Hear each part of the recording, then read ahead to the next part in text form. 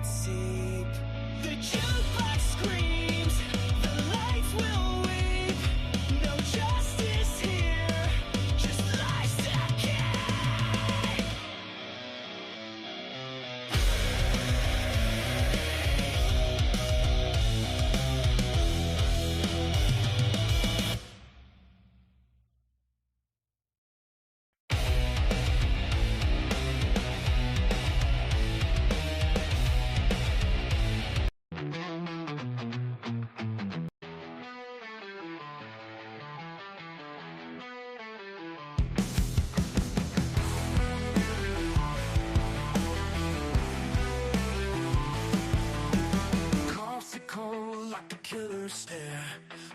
Shipped like the lies they wear.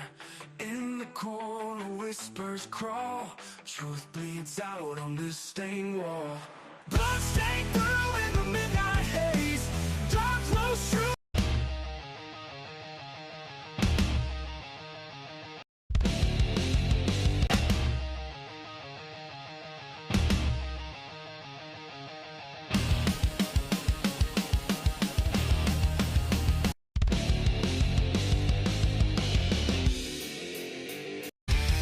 Steam rising, black cup on the table. Chipped porcelain, cold and unstable. Bloodshot eyes hide in the fable. Truth buried deep under the label.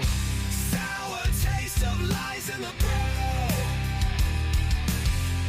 Shadows whisper what they knew. Stirring secrets thick as glue. Drip by drip the story grew.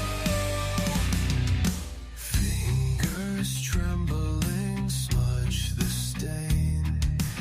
Whispers echo like a freight train. Lipstick smears but won't explain. What's left in the dark remains. Sour taste of lies in the brew. Shadows whisper what they knew. Stirring secrets thick as glue. Drip by drip the story grew.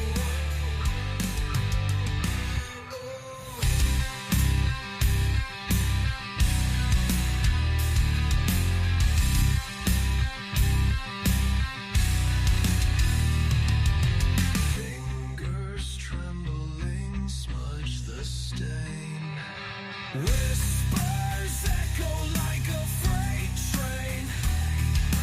Lipstick smears but won't explain. What's left in the dark remains. Sour taste of lies in the brew. Shadows whisper what they knew. Stirring secrets thick as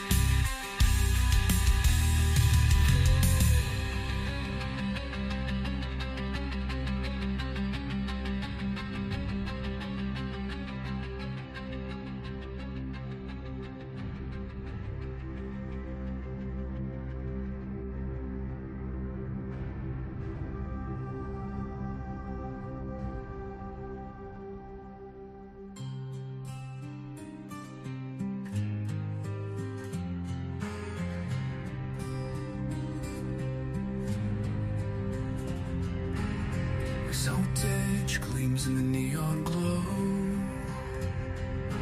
Coffee grounds scatter with steam rising, black cup on the table. Chipped porcelain, cold and unstable.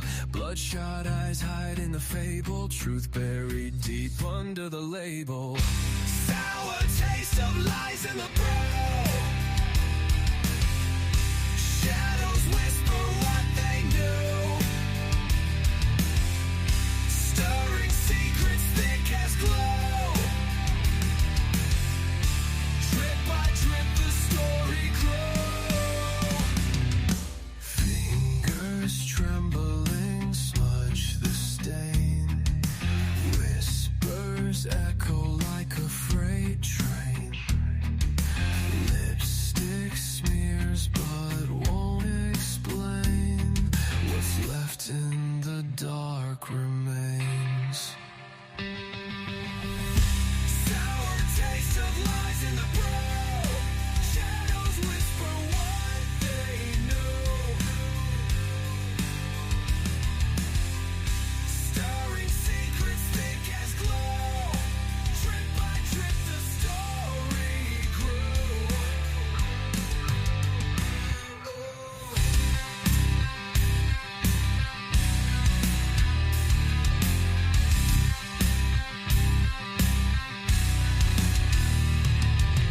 Fingers trembling smudge the stain. Whispers echo like a freight train. Lipstick smears but won't explain. What's left in the dark remains. Sour taste of lies in the brew. Shadows whisper what they knew. Stirring secrets thick as glue. Drip by drip the story grew. The knife's edge gleams in the neon glow. Coffee grounds scatter where the truth won't go. Voices howl like the wind does blow. Sin brewed up in this grim tableau. Sour taste of lies in the brew. Shadows whisper what they knew. Stirring secrets thick as glue. Drip by drip the story grew.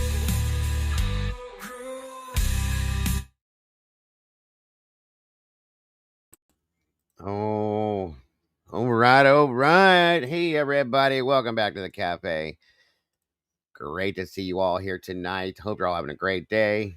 Sorry, guys. I haven't seen you in the mornings here for the past couple days. I've been trying to get some things together, working on this stuff. And after that, I got into a little bit of a deep dive with some of my moderators tonight. And it is the eve of the sentencing hearing for Bryan Kohberger, folks. And we got some questions on some things we saw. Another creator or two have put out some things. And it's very interesting. I'm going to review a video from another creator that was sent to me the other day from Mama Bear. A little bit of that. And we're also going to talk about Ann Taylor in another case, as you can see here in the title here, guys. So thank you guys for joining me. Like I said, guys, we don't know anything for sure, but we have some questions. I'll just put it that way. There's a lot of questions. Again, on the eve of the sentencing hearing to the guilty plea that Bryan gave the last time we saw him in court. So everybody, please hit that like button. Make sure you share this out. Let everybody know what we're doing in here. Come on in and let's do this thing, everybody. Here we go. Here we go. You know where we're going.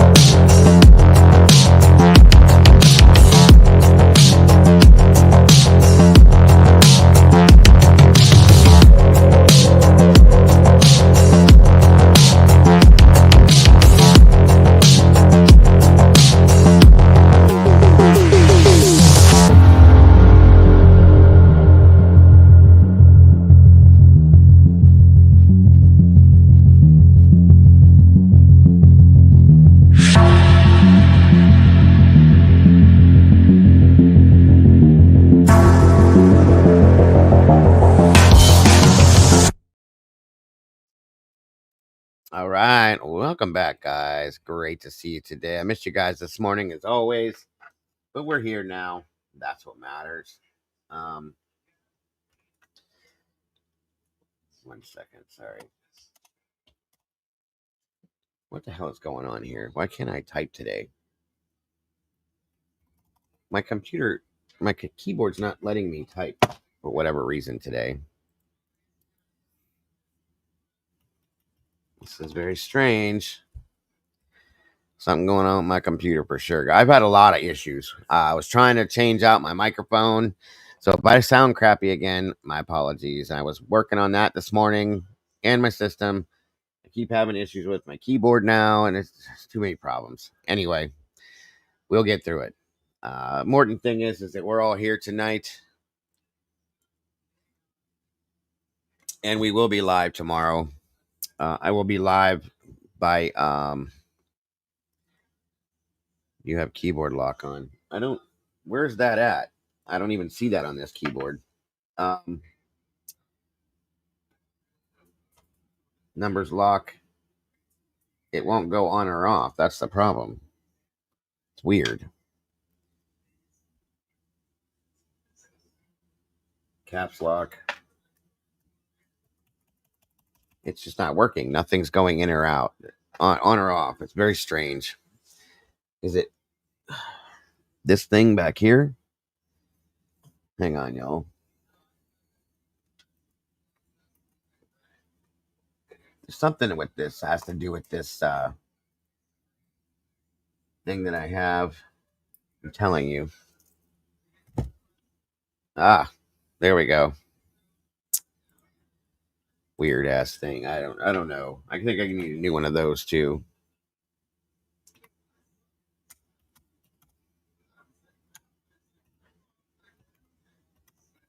It's been a really shitty day. But it is absolutely better coming in here with you guys. Shitty day for a couple different reasons. 1 minute here. Oh, Lord. That's one big one right there. Ozzy Osbourne passed away today, for those of you that do not know. Very, very big influence. A lot of you know I'm a musician and have been for years. Very huge influence in my life since I was just a small child. My first record album that was ever given to me by my father was the Master of Reality album from Ozzy and Black Sabbath. And that's just that set the pace for the day when I found that out. I'm still shocked. It's surreal to me. So we've lost him now. We lost Malcolm Jamal Warner the day before. These things are crazy. I hope the whole family's doing okay. They're a very close family, and I think America feels, the people, not America, but all of us feel as if we were brought into their lives at one point when they created their TV show and realized how down to earth they really are. And it makes it worse. So again, rest in peace, Ozzy. God bless. You will be missed horribly. And, prayers to the family. It's just so surreal. Truly surreal. And, Ozzy's from, overseas. He's from over the pond there in UK. So to anybody over there, I'm sure a lot of people are missing him over there too. Truly, a legend, folks. An icon. He was an influence for a lot of people. And it's just very sad to me. Very sad. Very sad loss. It brought a tear to my eye for sure. So, there's that. That kind of messed my day up too, truly. And then I spent the day with my moderators all day trying to work on this system in my Discord. And then we decided we got into a deep dive because of something we saw. And now we all have a lot of questions, and that's why Miss Tandy said, pay attention, guys. And Miss SRB said it's definitely some thinking points for sure. So who we got in here with us tonight? Alicia J. Hey. Welcome back, Miss Alicia. I hope you got your grass cut and you're not too wore out. Reality with Miss Krista. Good to see you. Jane Giori, welcome back to you. Midnight at the Manchinil.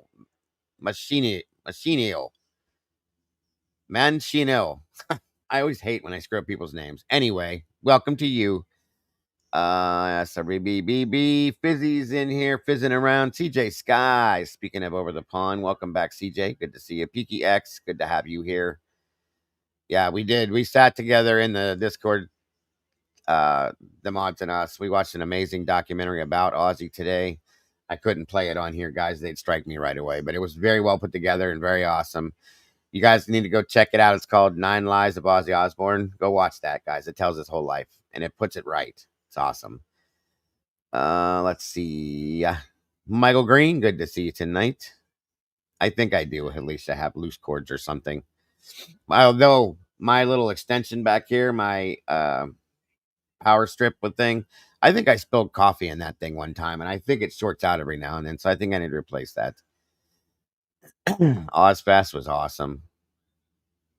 Thank you, Michael. I appreciate that. Lily Rose, welcome back, dear. Good to see you tonight.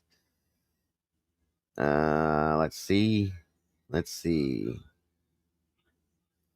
Crossface, hello and welcome.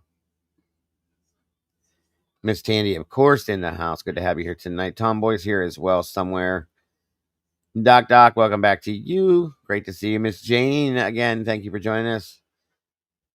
Josie West, hello and welcome. Good to have you here. Somebody had lasagna tonight again. You guys are killing me with this lasagna. I hope you're doing well, Josie. I hope you're feeling okay. Excuse me, guys. Paula, as always, wonderful to see you, dear. Michelle Weddle, welcome back to you. Virginia Wolf, what's up, brother? Good to see you. Elizabeth Wagner's in the house tonight. Welcome back. Let me see.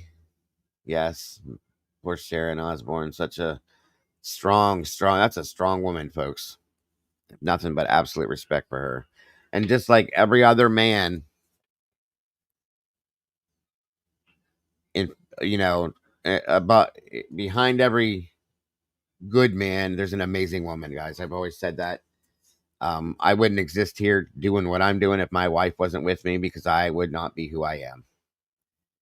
That's why I respect women as much as I do. There can be an amazing male person out there, but I guarantee you, if they're that good, there's an even more amazing woman behind them, folks. That's how that happens, period.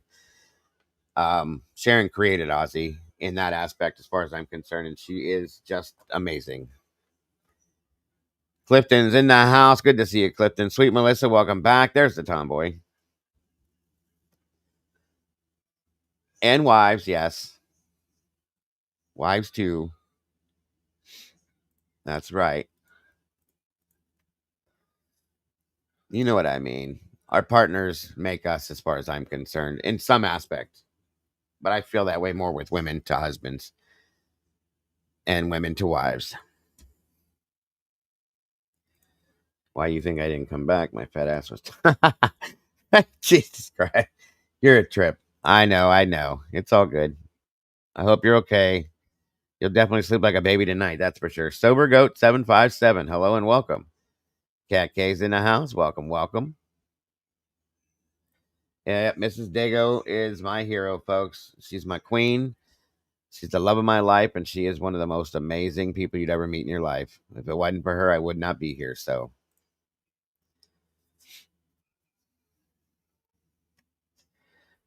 Blizzard of Oz, yes, sir. Come on in, everybody. Grab a seat, please. We'll get started here in just a minute. I'm sure everybody's very interested in knowing what this title means and what we're talking about, because I know I am. SRB, Tomboy, and Miss Tandy. Mama Bear was involved for a while. She had to go to bed, though, guys. It was quite a dig and quite an interesting conversation once we got loaded up on it. I do have that too, Clifton. We didn't get to go through that. We did review, though, and it brought to the table some other questions as well. The new Pavarati video, if anybody's seen that, it was quite interesting. I know not everybody is a Pavarati fan, but some of the things that he pointed out is what made us go looking, okay? And when we went looking, and this is something that was brought up a long time ago, folks. I'm going to say it first. We all know Ann Taylor was Bryan's attorney from day one. And not too long ago, she picked up another case, Mr. Skylar Meade. Okay, another death penalty case. And the questions were asked, I don't know, guys, 6 months ago, if these cases were connected somehow. Everybody's, no, I was one. No, come on now. There's no link here. There's no link here. I think I may be wrong in saying that. I think I may have been wrong in saying that. At one point, folks, it was interesting that SRB was typing something. She was looking for something through Google, I believe it was, right? And it was in Skylar Meade's name. She typed in his name and a specific type of document, whatever. It took her to a Bryan Kohberger site. It said to go to see Bryan Kohberger, blah, blah, blah. It was about the death penalty. Now, why would one person's case lead you to another person's case? That was interesting to me, first and foremost. Maybe there's a link there in that aspect because they're in the same state. Maybe because it's the same type of case. That's fine. But it was very strange because there's other connections that link these things together. Just saying. And it's like, whoa. You know what I mean? It was quite interesting. Hey, Dakota, welcome. Good to see you. Meg's in the house. Great to see you guys. Please make sure to hit that like button. Let's get this up in an algorithm. Miss Diana's back in the house tonight, too. Welcome back. Good to see you. Great to have you here. Too many, Diana. Too many. And there's these connections make some other things make a little bit of sense. Okay? And we're gonna look at it in that aspect too. It is as the ex parte filing in the Bryan Kohberger case. Yeah, that's what it was. Thank you. Sorry. Congratulations, Miss Brainy. 29 months. I know it's longer than that anyway. You're closer to like 48 months, Brandy. Just so everybody knows. Brandy's with me, been with me going on 5 years that we've been together, and she's been here from day one to day now. And that is dedication. That's loyalty. And I very much respect and love that. And we love you, Brandy. And I appreciate you still being here with us.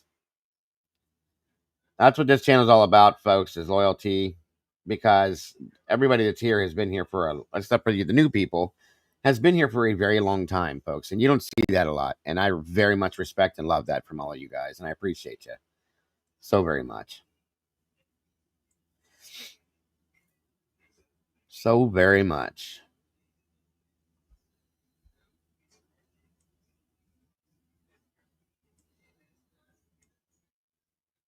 Midnight. Good to see you again.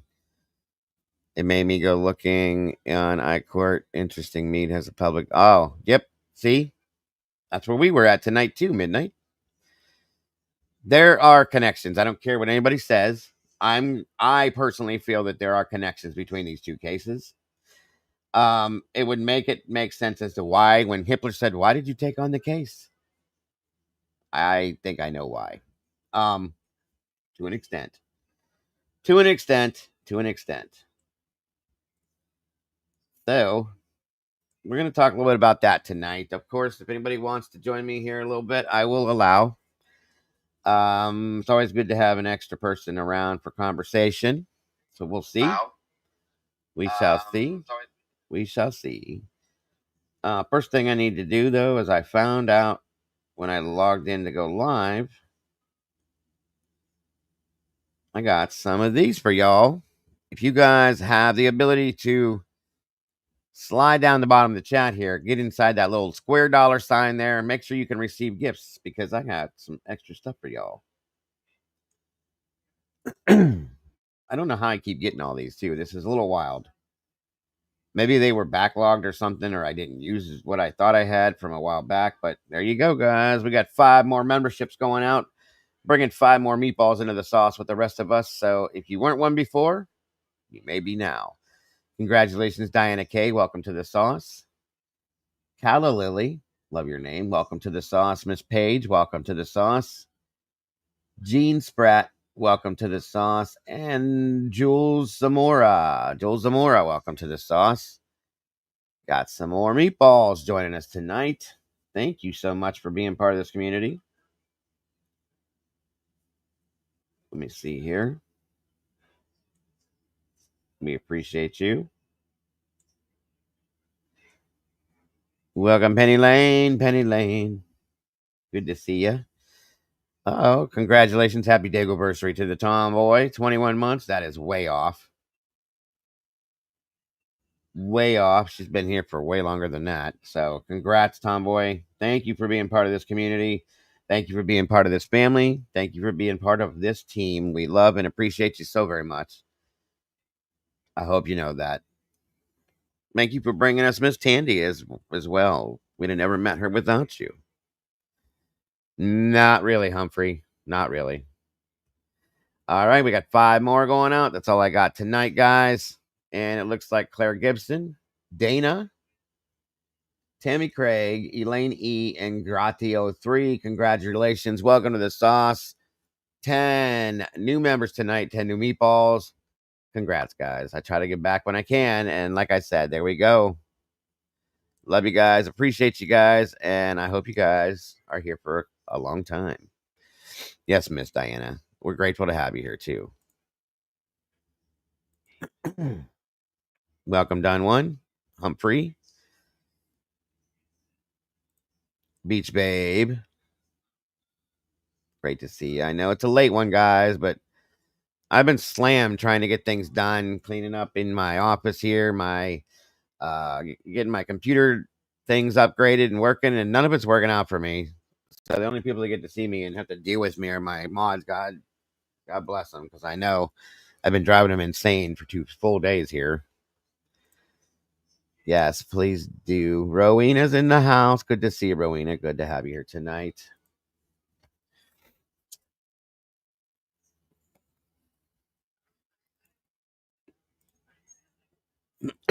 Once again, rest in peace, Ozzy. You will be missed. Breaking my beard. Sure thing. Miss Krista, good to see you tonight. Yes, I will be live tomorrow, folks, at between 10:15 and 10:30. I'll post it up here, Twitter, everywhere. We always go live about 45 minutes, half hour, 45 minutes before these hearings start. So that's when I will be live, and we will be live for the whole day. However long this thing takes, that's what we're doing. Welcome, Adrian. Good to see you. Come on in, grab a seat. Get comfortable, please.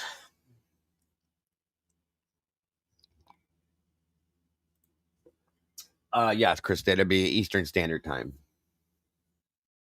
I forget where you're located at, so I was not raking my beard.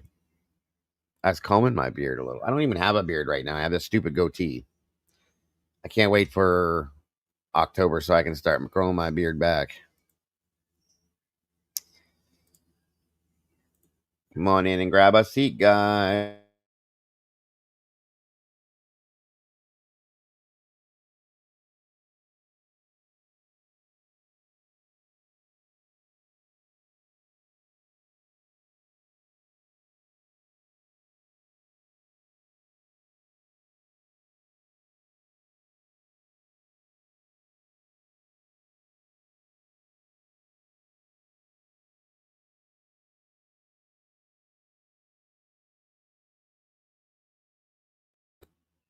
Me thinks you are all awesome for being here, and me appreciate you all too. Yes, guys, please don't forget to hit that like button, please, and thank you. We got 67 beautiful people in the house tonight with 44 likes. We can do better than that, please, and thank you. Hey, Bobby, good to see you. Bobby, yeah, he was amazing. He explained all that stuff that he did on stage, that it ended up being something that was expected from him at some point. It's pretty wild. Thanks for joining us, Bobby. Appreciate you, brother. Miss Chita's in the house. Good to see you. Senorita. Jersey Shore. Forget about it. Cabs here.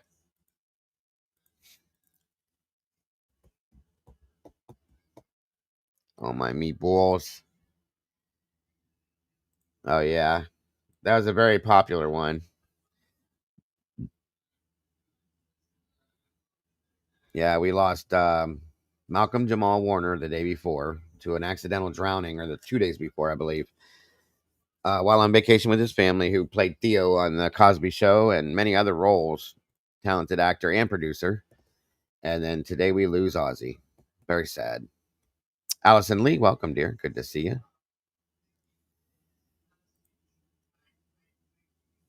Who, Ozzy? 72, I think, or 73 years old. Still, just had an amazing tour concert he did with Black Sabbath again.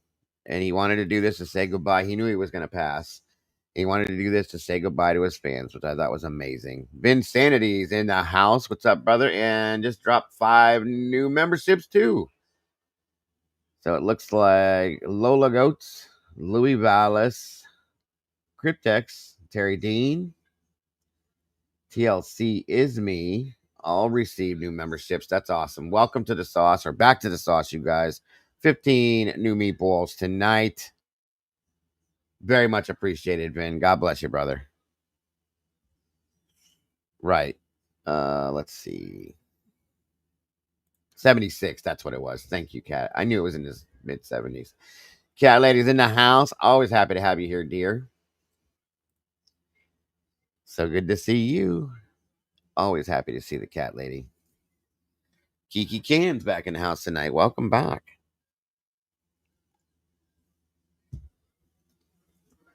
Okay, well, I made it. Listen, I chose not to run the Stearns trial because it's very, or hearing, it's very triggering for a lot of people. I just figured I'd summarize it during my morning show this morning, which didn't happen because I was trying to get everything here to work and it never happened. So I'll probably do a summary of it tomorrow morning. Well, no, not tomorrow morning. The next day on the morning show, because tomorrow we have a hearing all day. So truth being is he's the piece of garbage took a plea deal, took the death penalty off the table, so he's gonna life in prison. He doesn't deserve that, but whatever. That's the one that doesn't deserve the plea deal. Neither one of them should have a plea deal. 76. Yeah, he was 76, guys. I'm sorry. I've been my mind is chaos right now. Imagine having 35 TVs going at one time and standing in the middle of them trying to watch it all. That's what my head's doing right now. My ADHD is in full effect right now, folks. I'm sorry. Yeah, very much so. Very much so. So I chose not to run that. I wasn't going to do it. That was my decision because it upsets a lot of people. It truly does upset a lot of people. That's a very touchy and a very bad case. So 67 people, 53 likes. We're almost there. Come on, y'all. Pretend like you like me for a little while. Yeah, she's still on News Nation, Fizzy. She shouldn't be, but she is. I think they're liking what she's doing because it draws attention to their channel too because she's there. Yeah, that's another thing. That Tyler, Madeline's father, I'm so grateful too. I agree with Alicia that he didn't have to sit and listen to everything in that trial. That would have been horrible for him. It's bad enough that he lost her, but to have to relive and hear everything that she went through, that would have been absolutely horrifying, in my opinion. So that's a very good point, Alicia. I agree with you wholeheartedly on that one. Welcome, Elliot. Good to see you, brother. Matt O, welcome, sir. Why shouldn't she be on News Nation? Because of the things that she says on her own channel, Matt. She's a very nasty person. A professional doesn't make those statements. A professional does not wish death on somebody due to shanking in prison.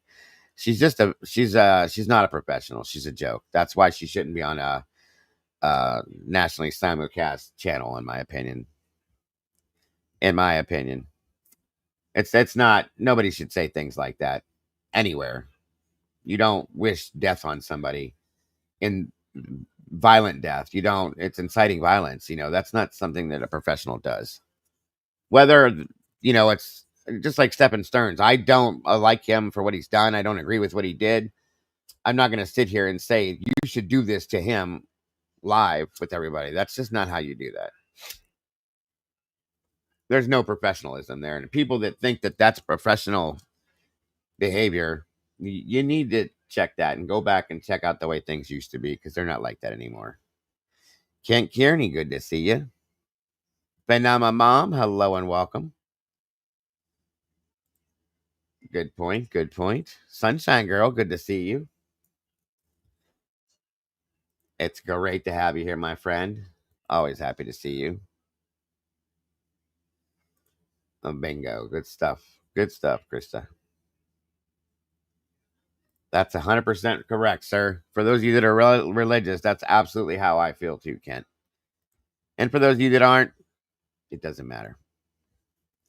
You guys, you can have good thoughts, bad thoughts, whatever thoughts you choose to have, but I just don't think it's professional for somebody that the whole world sees to stand there and say, I hope he gets shanked in prison. That's just no. That's very immature for one. Zach Callie's in the house. Welcome back, dear. Good to see you tonight, Mystica. You as well. 81 peeps here, 63 likes, guys. Let's see if we can make that match. Excuse me. Glad he didn't have to go through jurors having to see pictures. That would have been exactly Bobby. That's what I was saying. He would have seen the pictures as well, and that's not something that a father wants to see or the last thing he wants to remember from their child. But now my mom. Definitely. Thank you, Kiki. I appreciate you. Me thinks I want to say hi to Dago, and me thinks that I'm going to say hi back, Miss Charlotte. Thank you for that. Great to have you all here tonight. Like I said, guys, for those of you that are just popping in, we have some questions from some things. The reason why you didn't see me this morning is I was in here working on my system, trying to get things working with the new microphone and my sound. Good Lord, I just went blank. I have a soundboard, trying to get that working right with my microphone. I got one thing working, the other thing didn't. Last night I had one thing working, the other thing didn't. I just have to figure it all out. So anyway, I spent a lot of time on that, and then we ended up finding out about what happened with Ozzy. We watched a documentary in there on him, very interesting, in the Discord, and then we got some information off of a video we were watching because we do a lot of research together as a team, and it brought a whole lot of questions to the table that everybody just kind of was sitting there going, wow. And like the title says, Bryan Kohberger and Taylor and Skylar Meade. What the hell? Thank you, SRB. Please take a moment, guys, to hit the like button. Share it out. Please and thank you. I need to turn on the AC, but I'm here. Well, you can take some time. I'll wait for you, Josie, if you want to. Go turn your air on and get comfortable. Please and thank you. Hemisphere's in the house tonight. Good to see you, my friend. Great to have you back. Oh, I do too, Krista. I hope everything's okay from last night. You said you had to leave because your blood pressure or something. I hope you're feeling better. Oh, I bet Tommy is doing a good tribute to Ozzy. I'll have to go check that out later on. Moonlit, welcome back. Good to see you tonight, dear. I'll probably be doing something like that down the road too. I was a huge fan, and he was a huge, huge influence on my music career.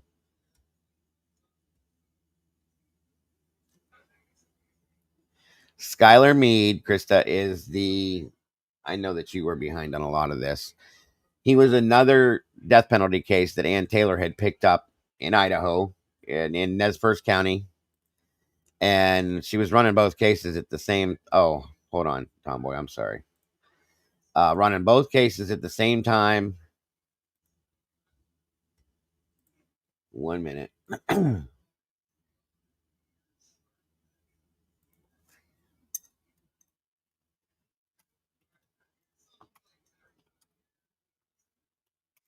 And people asked months ago if there was a connection to him, and no, no, no, no. And I was one of them people too.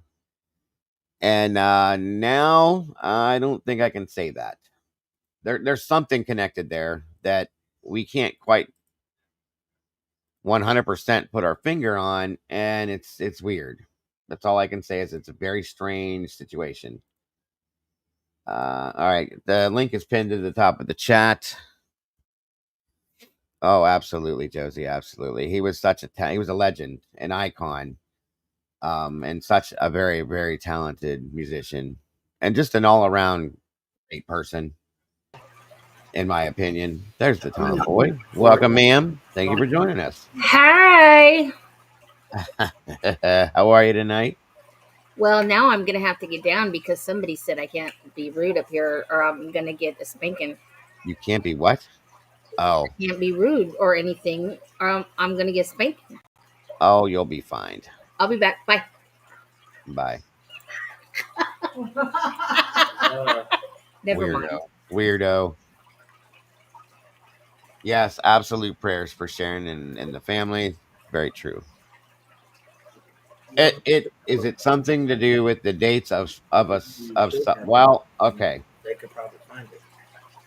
One of the things that happened when we started looking at this is SRB started typing in. We were trying to look up Skylar's court documents like we always look up Bryan's. Okay. And they should all be able to be found through that same portal because it's all in the same state, different counties. But when Bryan was moved, his documents just moved from to a different county, but everything was still in there. Okay. So we start looking. Nobody can find it. Nobody can get into any kind of a portal. This, that. SRB types in Skylar Meade, his name and records, blah, blah, blah. And it took her, said, see Bryan Kohberger. That was one thing that made me go, what? She was a little confused. And so we started looking around, and there's just a bunch of questions in relation to that stuff, too. So we're going to talk about that.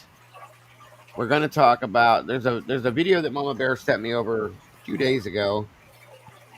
You've all probably seen it. And I don't always watch the channel that it came from, but I want to review it tonight because it's very interesting. It's the title of it is one word. The word is omerta. Okay. And if anybody knows what that means, it makes a lot of some of these things make some sense. That's my fish tank. I'm sorry. Somebody said, "Who's running water?" I said, "That's my fish." Oh, she's in the bathtub, folks. Nope, that's the fish tank. It can't be too loud. I don't even have the TV on or nothing. I hear the water. Not too bad, though. Oh, Moonlit said, I know. Is that my Mrs. Dago? No. My Mrs. Dago, she doesn't come in here. No. This lady here and this lady here. They're a family. They're married. My Mrs. Dago doesn't come in here. She couldn't handle this. She'd go off on people all the time. She would definitely be in the corner. Skits, welcome. Good to see you. Moonlit. Oh, yeah. Oh, omerta means you keep your mouth shut. It does. Keep your pie hole shut. And if you don't, things happen. Bad things happen. And that's the video we're going to review that was put out by True Crime Design.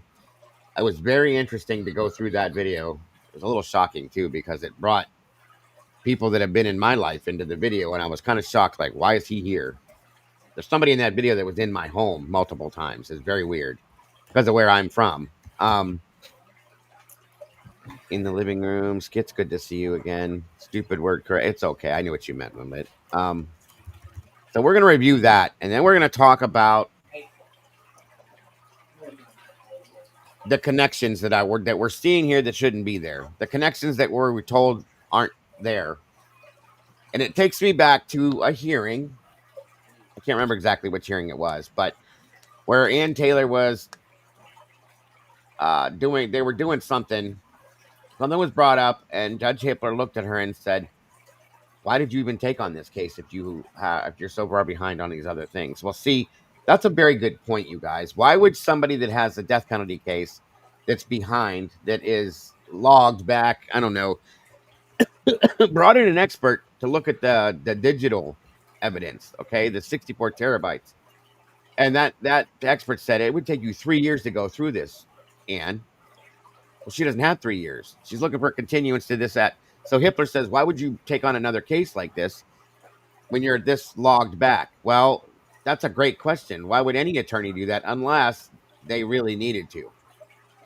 Well, she kind of had double duty as well, because not only did she have to do the 64 terabytes, but she's also got to do the penalty part of it, because Mhm. as a death penalty attorney, she's required to do it. Right, right. So again, Ann Taylor was overwhelmed in a lot of senses, in my opinion, and so there's that. But there are, in my opinion, absolute connections here. Okay. Fizzy, there are four. One is strictly for appeals. One is in the Southern District in Idaho, and the other two are in the Northern District in Kootenai County with Right. Ann Taylor and Jay Logston. But Ann Taylor is no longer a public defender. Now She she went, hasn't been a public defender since 2023. and a lot of people are mistaken too. She hasn't been paid for anything she's done here, folks. Nothing. Not since she started, in my opinion. If I'm not, and isn't that correct, Tomboy? She what? Say that again one more time. She hasn't been paid yet for any of this stuff. No, not especially not since she went to private practice, because they did away with the paying of the public defender. Right. Yeah, Jay Logston took over Yes, what Jay she did. Logston took over North Idaho Public Defender's Office there in Coeur d'Alene. Right. That's why he hadn't been so active in the case afterwards. He was still helping, from my understanding, but you didn't see him in the Well, yeah, courtroom. he's still in the background. He still does it. Right. So everybody was saying, well, she's getting paid to do this, and she was getting paid. No, she's not. She was doing that. She's just doing her job, folks. And truly, if you want to get down statistically to it, and to the real, she did do her job. She took the death penalty off the table and saved his life. That's what their job is to do. She didn't do the other stuff that we wanted her to do, but there may be reasons, folks. Just saying. So She went. There were two in her public defender's office. It was her and Jay Logston. mhm. Okay, hold on 1 minute here. We're going to review this video first and get that out of the way. And then we're going to go forth into this conversation. 1 second.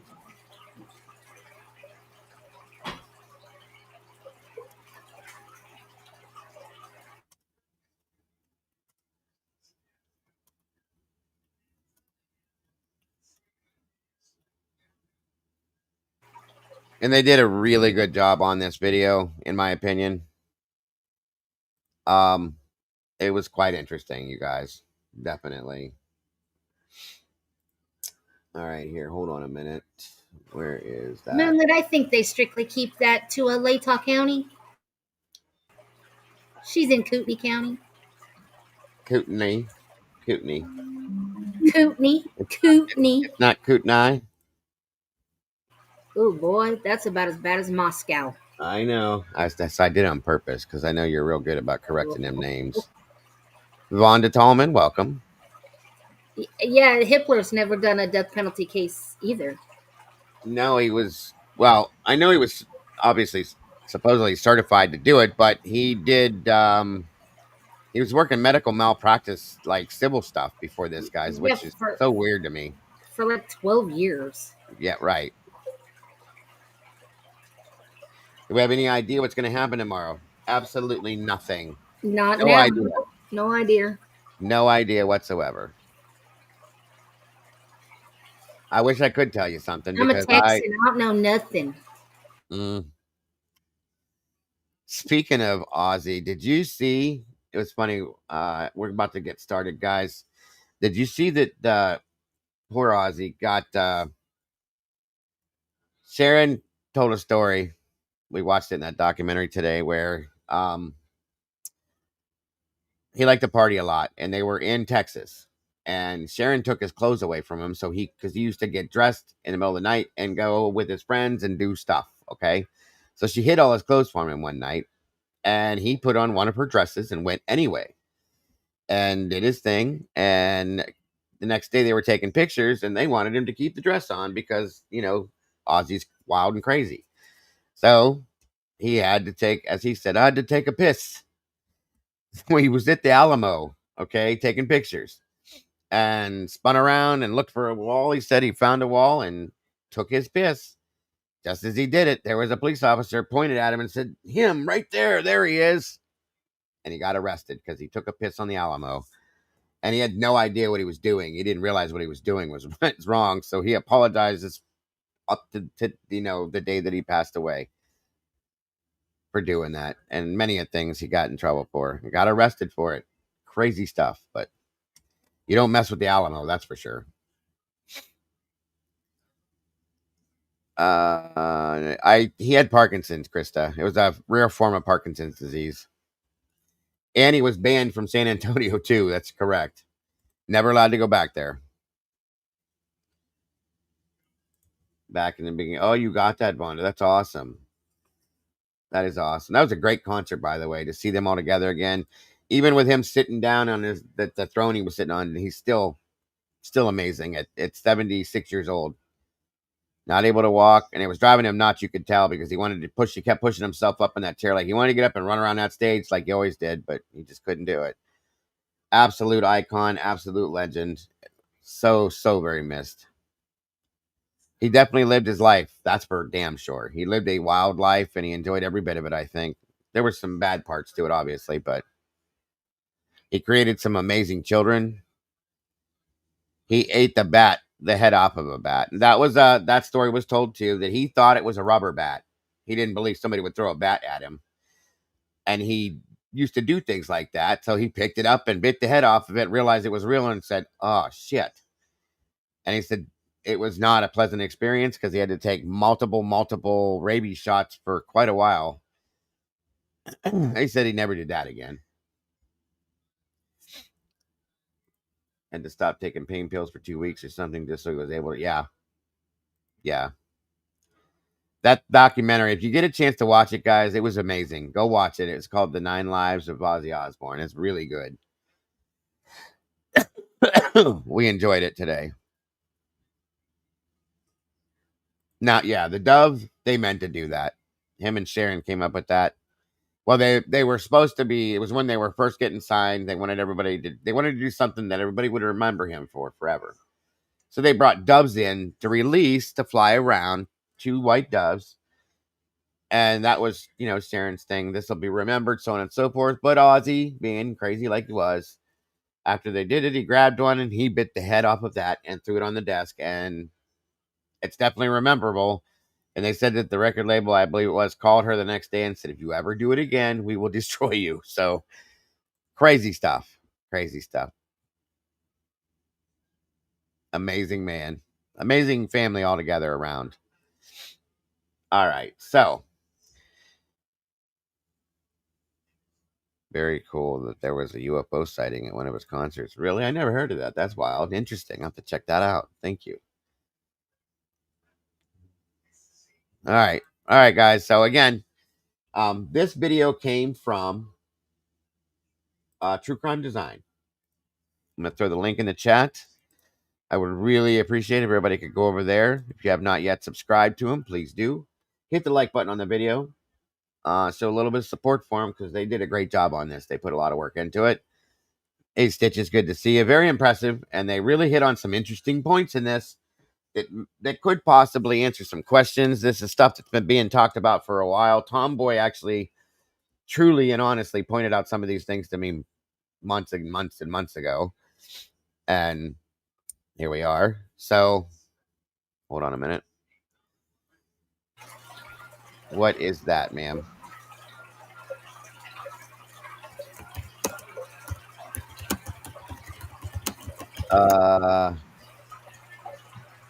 Oh, okay. We will get back to that for sure then. So again, the link's in chat for this. Please go check out the channel, subscribe, hit the notification bell, hit the like button over there. Like I said, they put a lot of work into the videos they put out. They did a great job on this. Research-wise, they were digging deep, okay? So we're just going to review it, see what everybody thinks. You may not agree with it. I don't agree with everything in it. There's some points to it that I do, though. Welcome, Dana Renee, sorry. Same here. Here we go.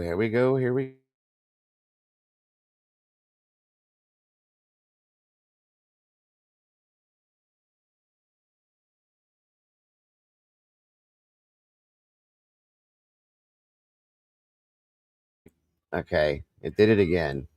As soon as I started it, it dropped off. That makes no sense to me. All right, let's try it again. Here we go.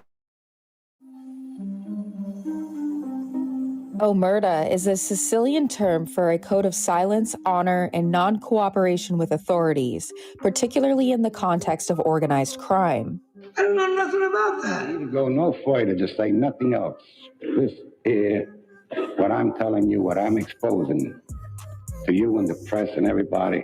This is my doom. Omerta is a piece of shit if you don't agree to it. If you don't agree to it, it's nothing. Okay, but what? 1 second.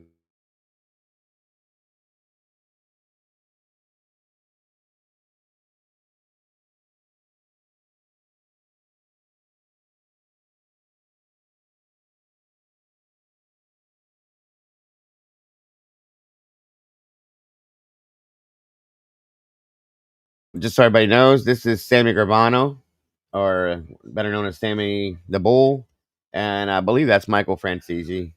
These were both very prominent Mafia members, if anybody doesn't know who they are. Sammy and Mike, yes. What is it supposed to be? It's supposed to be. What are we told? We told that no matter what happens in that life. But I said that it's a double-edged sword. You can't have your own interpretation of Omerta. It is what it is. Omerta is you never. No, I'm not saying. I told you it is what it is. You can't you. talk. Period. Originating in southern Italy and most commonly associated with the Mafia, the concept of Omerta has spread to other organized crime groups, serving as a crucial tool for maintaining secrecy and protecting members from prosecution. Members swear to Omerta, usually involving a secret blood ritual, to become made into a crime family, and it means that they must never inform authorities or rivals about the group's secrets.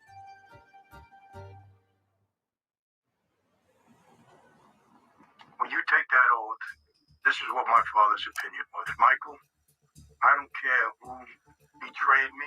I don't care who ratted on me. I don't care how bad the life was. I took an oath, and I couldn't live with myself if I betrayed that oath. I don't care what anybody else did. That's it, and I'll live this way until I die. Did you do anything for the family at all in this time, or did they just do things for you? Just go out, kill for them.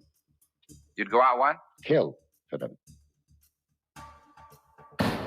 The code is so strict that anyone who speaks to police or their families are marked for death and torture. To enforce Omerta, the Mafia used fear-based psychological tactics, such as the constant threat of violent retribution to ensure silence. By discouraging dissent and forbidding cooperation, Omerta effectively breeds an us versus them mentality, further binding its members and strengthening the social structure and hierarchy within the group. Criminals operating under the Code of Omerta exploit and leverage family bonds by threatening and targeting the family members of rule breakers. The case of Tommaso Buscetta, a high-ranking mobster who testified against the Sicilian Mafia, is an example of this type of intimidation tactic. After Mafia hitmen killed his brother, 2 of his sons, and various extended family members and close friends, Buscetta walked away from the criminal organization he'd been part of for nearly all his life.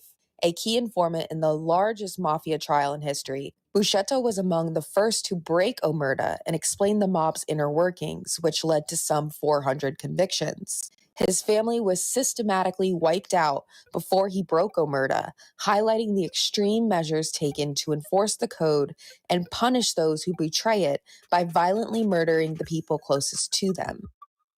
Just as the threat of violent retribution, the code of silence also extends beyond the individual group member and includes his family as well. Wives, children, siblings are obligated to stay silent out of fear and loyalty. This extension of omerta to family members creates an environment of shared secrecy enforced by fear, which... Now, understand something, folks. This video is not saying that this is Mafia related, okay? Has nothing to do with the Mafia, the mob, none of that stuff at all.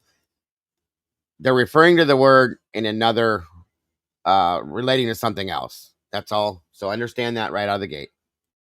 Unsurprisingly, often permeates into wider neighborhoods or communities where these clandestine groups brazenly operate. Hat on. Thanks, John. Who? Gotti, who else? For what? For having this big party. Yeah? You know anything about John Gotti? No. If I did, I wouldn't say anyway. Often as a result of omerta, unaffiliated individuals in the community may feel obligated to refrain from reporting crimes, even if they are victims or witnesses of crimes. I'm going to say that one more time. No problem. Unaffiliated individuals may feel obligated to refrain from reporting crimes, even if they are victims or witnesses. In this case, with the high-profile nature and having people decline to talk to us presents a whole set of challenges that we have to find a way to work through.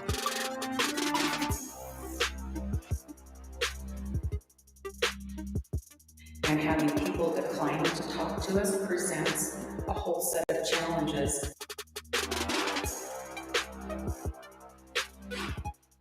If you don't want to say nothing, that's your bet. But don't say I'm leaking anything. I paid that bill. Sent my daughter to college to get an education. She came back in a box, and I can speak on that.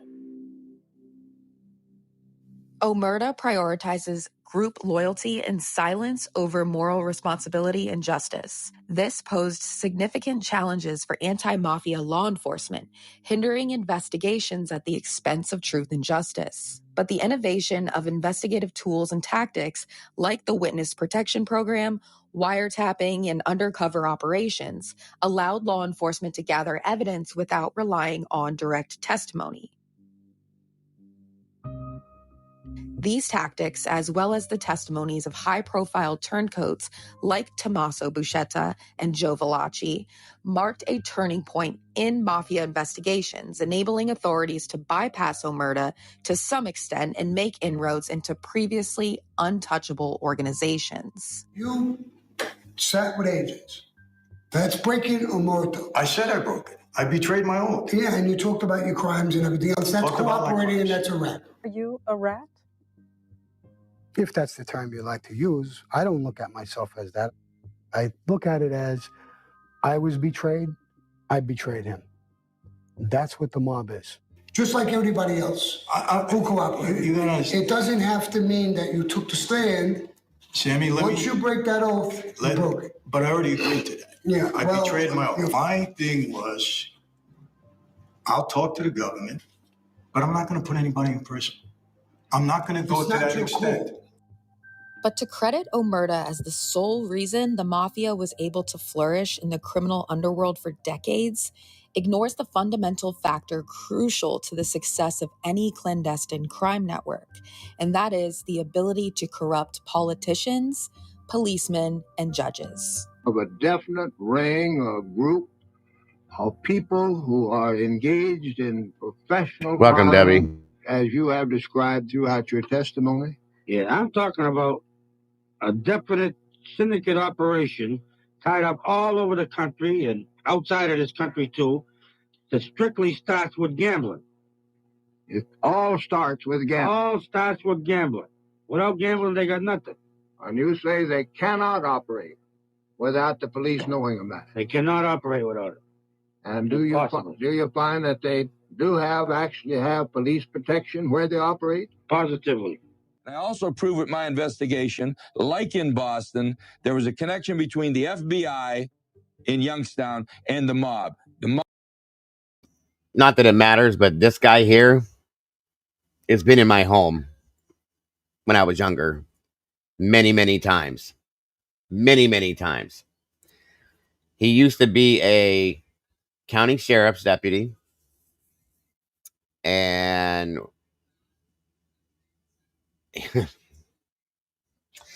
he was an active sheriff. Okay, I'm going to put it this way. He was an active sheriff for like 30 years in the county. Okay. And he was in the pocket of organized crime. Let me put it that way. And then things went down and things got separate after he lost his, he was no longer the sheriff. He ran for, good night, Krista. He ran for congressman. He became a congressman. And it immediately flip-flopped and he started talking about the mob here in a negative way. But before that, for 30 some odd years, they were real close. Okay. But yeah, this guy was friends with my uncle, was in my house many, many times as a child. And it just kind of freaked me out when I saw him in this video. It was a little weird. So just saying. And he's deceased now, by the way. They found him dead on his farm underneath his tractor. His tractor rolled over on top of him. Yeah, typically. Yeah. So just saying. And you see what he's saying, that the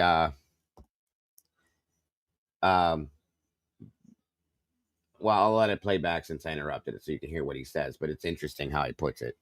And it don't, again, you have to relate this to the Idaho 4 case, just so you know. Do you find that they do actually have police protection where they operate? Positively. I also proved with my investigation, like in Boston, there was a connection between the FBI in Youngstown and the mob. The mob paid off the FBI in Youngstown for years and covered it up just like they did in Boston. And him too. He won't tell you that, but they paid him off too for a long, long time. My God, we had a FBI director by the name of Hoover testified before the Senate, said there's no mafia in America. This is nothing but a fairy tale. And the truth of the matter is, the mafia had him in pictures of drag, dressed as a woman, and compromised J. Edgar Hoover. An important historical example to understanding how organized criminal groups gain control of politicians and authorities is the sexual blackmail of J. Edgar Hoover, who was the director of the FBI from 1924 until he died in 1972. During most of his 48-year career reign as FBI director, Hoover refused to investigate the mob and flatly denied its existence and national structure despite public criticism and outrage. Hoover insisted that gambling, prostitution, drug smuggling, and Prohibition-era alcohol rackets were simply local problems, and that local and state authorities should take the lead to address these crimes, choosing instead to unlawfully investigate, conduct surveillance, and pursue his political opponents and anyone he considered to be a communist. Hoover's denial of a national mob structure was due largely in part to the mafia's use of sexual blackmail. Yeah, they ran it typically. That's where my family's from, is Youngstown. Youngstown, Girard, they're from that whole area. So yeah, they absolutely ran that whole area. Against him. Well-known mobster Meyer Lansky was credited with obtaining compromising images of Hoover sometime in the 1940s, which later wound up in the hands of the CIA. This allowed the organized criminal world to flourish economically and politically, the impacts of which Okay, so everybody knows what a farm tractor is, with the two wheels on the front, the big back wheels on it. Okay, the way he was found was he was found dead, and his tractor was upside down on top of him, completely upside down. He lived on this farm for 50 plus years, drove tractors every day of his life. There was a lot of people that wanted him dead. I'll put it that way. It could have been an accident. He could have hit a hole or something and rolled the front end up and it rolled over on him completely. Or you take it however you want to, Virginia, but it was definitely a strange situation considering it was something he did for his whole life. Okay. You would think you would know how to drive this thing and not have that happen, but it is what it is. Have a good night, Miss Charlotte. Thank you for joining us.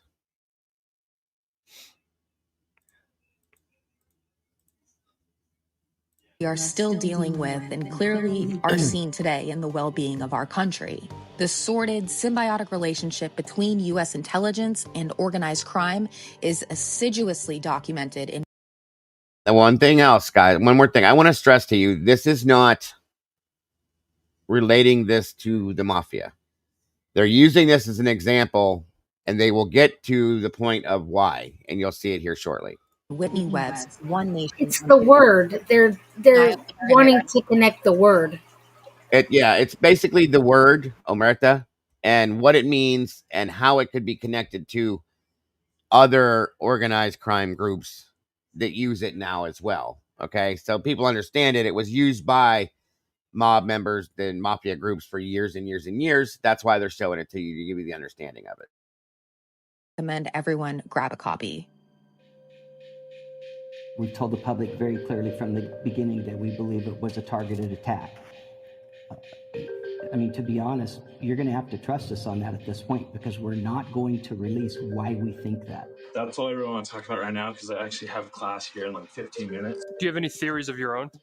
I don't know. The way everything got brought out was really weird, in my opinion, as far as how the 911 call was made like 8 hours later. I just think the timeline is very strange. By now, I'm sure you've already made several connections between the broader concept of omerta and the Idaho 4. The psychological impact and behavior of community members, the deafening silence and deflection of witnesses and family members. They absolutely did it, Claire. And the refusal of law enforcement to keep the public properly informed throughout the investigation and prosecution of Bryan all reflect cooperation with and adherence to omerta from top to bottom. Since day one, Moscow authorities and the U of I have adhered to the code of silence, adopting an us versus them mentality. So think about that for a minute, guys. Think about a person we've talked about a lot with this, okay? Scott Green, for instance. I've complained for months and months and months, years actually, about Scott Green being involved in everything involving the police investigation with this case, right? He shouldn't be. He shouldn't be, but he's a very deep-pocketed person. Let me put it that way. High roller. Big money. And he's very close to other people that have big money, okay? And people of importance. And that's another person that I want looked at, because he shouldn't have been anywhere near this. Now, I'm not saying he's personally responsible for anything. I just don't think that it should be overlooked how close he is to this and was to this the whole time, and who he could be connected to. I'll put it that way. By maligning the public at large, misrepresenting genuine interest and well-placed concern as nonsense and conspiracy theories. The possibility that these murders are related to organized crime or anything other than a one-off crime of passion was promptly shut down in the days after the murders by city officials like Mayor Art Bedke when he described the murders as, quote, very focused and doesn't involve other students or the public in general at all, end quote. Even the Chapin family, their first public statement included a denial of any drug angle. And what about the coroner declaring that toxicology reports aren't relevant in this case? That right there is very interesting. Why would she say that? Why would a medical examiner say toxicology reports, they're not important? Don't worry about those. We don't need to even know anything about that. I'm sorry, but in any murder case, I would imagine that toxicology should be important in any aspect, just to see. Definitely in a quadruple homicide, okay? That is a statement that should never be made. There's definitely relevance in that aspect, because you want to know, was there drugs involved in this? And if you think about it, Tomboy, I know you can attribute to this, and you can agree to this, I should say, that everything we've seen, everything, the Dateline episode, the new Prime video or series that just came out, every conversation that's been had, whenever drugs get brought up, everybody says, nope, there were no drugs here. We didn't do drugs. There was no drugs other than a couple interviews. Dave Dave's interview, if Jesse was here, he'd jump all over it. Dave's interview pointed directly at the fact that there were drugs in the home. There were drugs that were brought into the home, sold into the home, sold out of the home. Okay. That they were all over campus. We saw that, guys. We've covered many of things, and it points to the fact that they were everywhere, and it's a bad thing there. Welcome, yeah, it's like they had to work harder to hide that word. Yeah. And Kim 2.5 years ago said, Dago, drug trafficking in this area is beyond horrible. We all saw the things that went on with Emma Bailey, Demetrius Robinson, Caden Young, overdosed because of those two, because of drugs. We just watched in the Prime video that it was brought up, and I think it was Emily sat there and said, no, there's no drugs. We didn't do drugs. No drugs around here. Are you serious? It's a college campus. Why would you say something like that, knowing that they're there? In the Patterson book, Michael Kohberger makes a statement in one of the chapters to his lifelong friend, the mother of Bryan's best friend that passed away, that there were drugs all over that house. Michael Kohberger knows this, but everybody's denying it. In every direction you go, they're denying it. Deny. That's right. That's right. Think about that. Randy Furr, welcome, sir. Good to see you. Once again, these are things that you should pay attention to, folks, because these are very strange things. This one bothered me from the moment she said this. Toxicology reports for the 4 slain students from the University of Idaho are not relevant to this case. Are you kidding me? That's one of the first things they would look at, I would think. Just saying. That's from my knowledge alone of working as a first responder and the things that I know that they test for in certain types of scenarios, okay? Just saying. These patterns are reminiscent of Hoover's hear no evil, see no evil attitude towards organized crime in the 1940s and 50s, denying existence of a systemic problem and thereby running cover for clandestine networks. This adds credibility to the belief. 100%, Babs. Those statements she says are red flags. Absolutely. And if they're not red flags to you, you need to rethink what you're thinking. That's all I'm saying. Tox isn't automatically done in a homicide autopsy by the ME. It should be. I believe it was done, Mystica. She's saying, though, that it wasn't relevant in this case. I believe they still have to do it along with the autopsy. The problem is they didn't even refer to it from what I understand, okay? Hey, Critical, good to see you. That Moscow is compromised or in cahoots with the drug trafficking syndicate operating in the shadows of their community. That's what I was thinking. Like SRB just said, the first thing that they would have needed to know is how incapacitated or intoxicated they were possibly. Moscow says, no, that's not necessary. That's ridiculous to me. For lack of better terms, that's absolutely ridiculous to me. I'm sorry. It appears the town, the university, local law enforcement, and even the victims by proxy are tangled up in a web of organized criminality, which ultimately... Thank you, Willie, and welcome, sir. Toxicology reports kind of matter in murder cases, like figuring out if the victim could fight back or if they were too intoxicated to even blink. Kind of important. Thank you. Yes, very much so. Again, just like the fact that it's believed that Ethan was passed out and never woke up during the attack. Well, you would want to test his blood alcohol level to see how intoxicated he was. Right there. Perfect reason. Is the genesis for this atrocity. Hence the refusal to acknowledge, let alone investigate or address the underlying causes like drug and human trafficking. Is human trafficking occurring in Kootenai County? No. Are there people? This is the Kootenai County. Is that how you say it? Kootenai County Sheriff saying this. We all know that that's not true. Okay. Law enforcement, again, lying. That live in different parts of this country or this world that are soliciting our teenagers to get naked pictures, sextortion events. That's happening daily, and it's probably happened since we started this show. That is absolutely. And does that situation put that teenager at risk for being a victim of a crime and human trafficking in the future?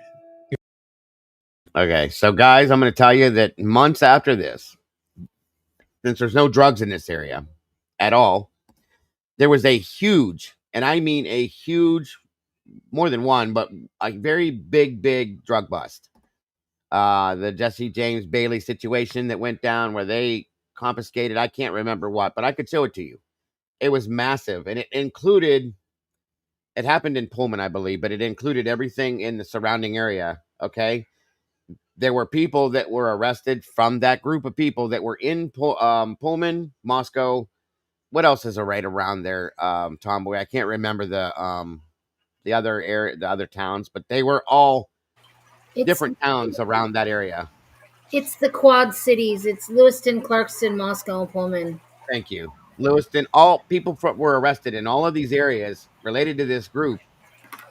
And it was an insane amount of drugs, money, weapons, many other things that are involved in that kind of stuff. So there's no drugs here, though. Remember that, okay? Not on two college campuses, mind you. You're damn straight. Absolutely. Yeah. So we need to bring that to a community conversation. Thank you, Dana.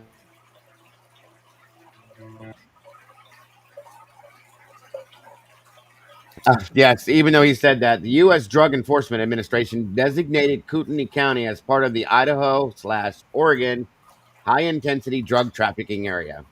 Not only are there drug trafficking issues, there was human trafficking issues as well. Human and sex trafficking issues in these areas as well. What'd you say, Tomboy? Nothing. Oh, I thought you said something. I'm sorry. No. Is human trafficking occurring in Kootenai County? No. 5 Coeur d'Alene massage. This is so funny the way she did this. I love it. The funny thing is most of Kootenai County is a tourist area. Yeah, definitely. They just said that. Is human trafficking bad in these areas? And then throws this up. 5 Coeur d'Alene massage parlors lose licenses amid sex trafficking allegations. And Kootenai County isn't far from the Canadian border either. So no, and Oregon's very close, as we all know. Okay, and there's issues there as well. And this right here just happened February of this year, guys. Nothing new.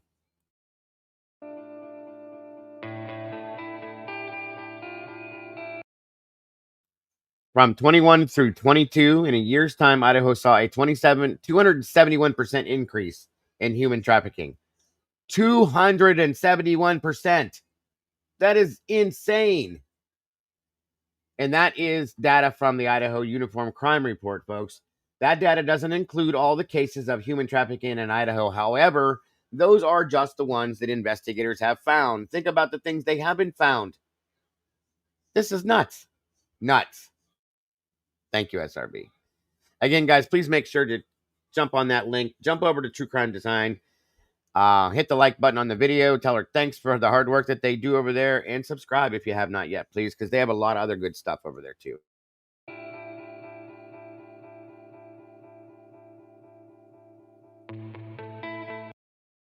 So once again, we do have crime syndicates here in Idaho.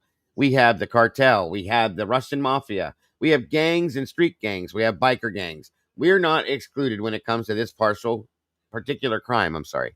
It's a heinous crime. It's the worst possible thing that you can think of that a person can endure. Zelensky says just last year, the Idaho Anti-Trafficking Coalition served 166 victims in Boise. Unfortunately, he says the numbers are on the rise. But they don't have these issues. Remember that.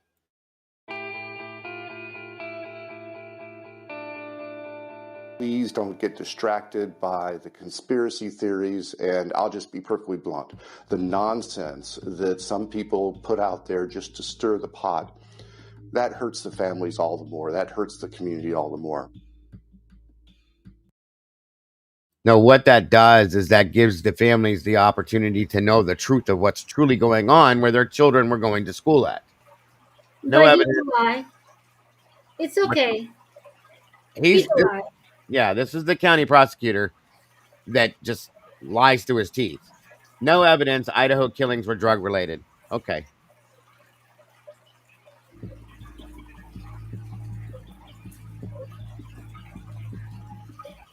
Yes, in stitches, I believe. Looking around, looking at the timeline when things happened, it turns out that this is a one-time event at one particular location. This does not carry on to the larger community. Oh, look, there's Scott Green. That's who I was talking about in the beginning, folks. University of Idaho could see collapsing enrollment unless police solve student murders, lawmaker says, which is why this investigation was hidden and rushed. Got to hurry up and get that money. Got to get that money, Scott. Got to get that contract with Phoenix. Yep.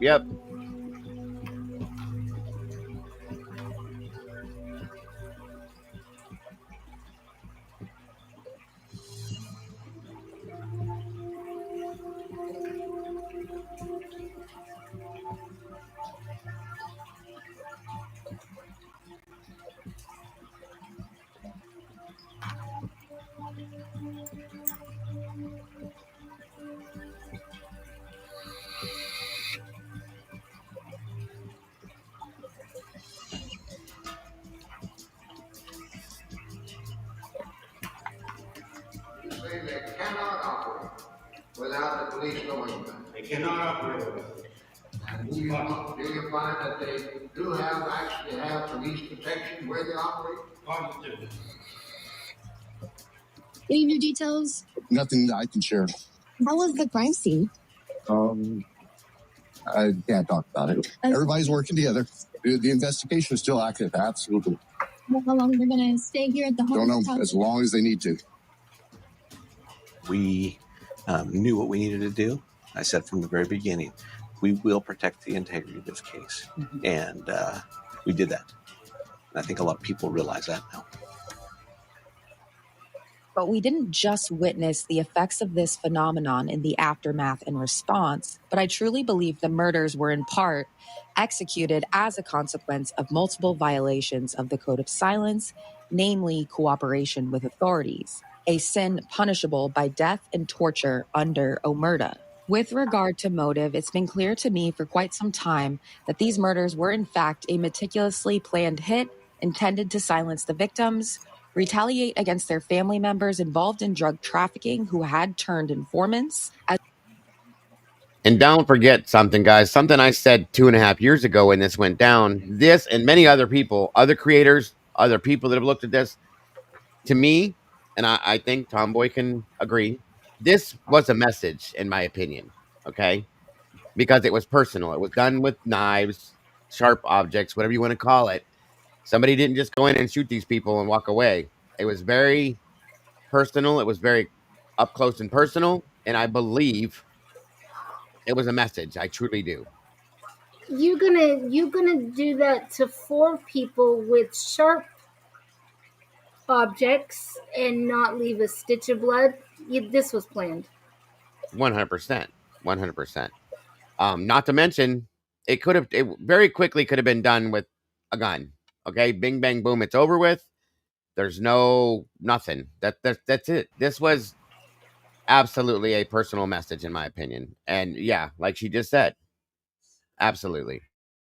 As well as to send an explicit message of intimidation to the criminal underworld operating in Moscow, specifically aimed at its freelance army of college dealers.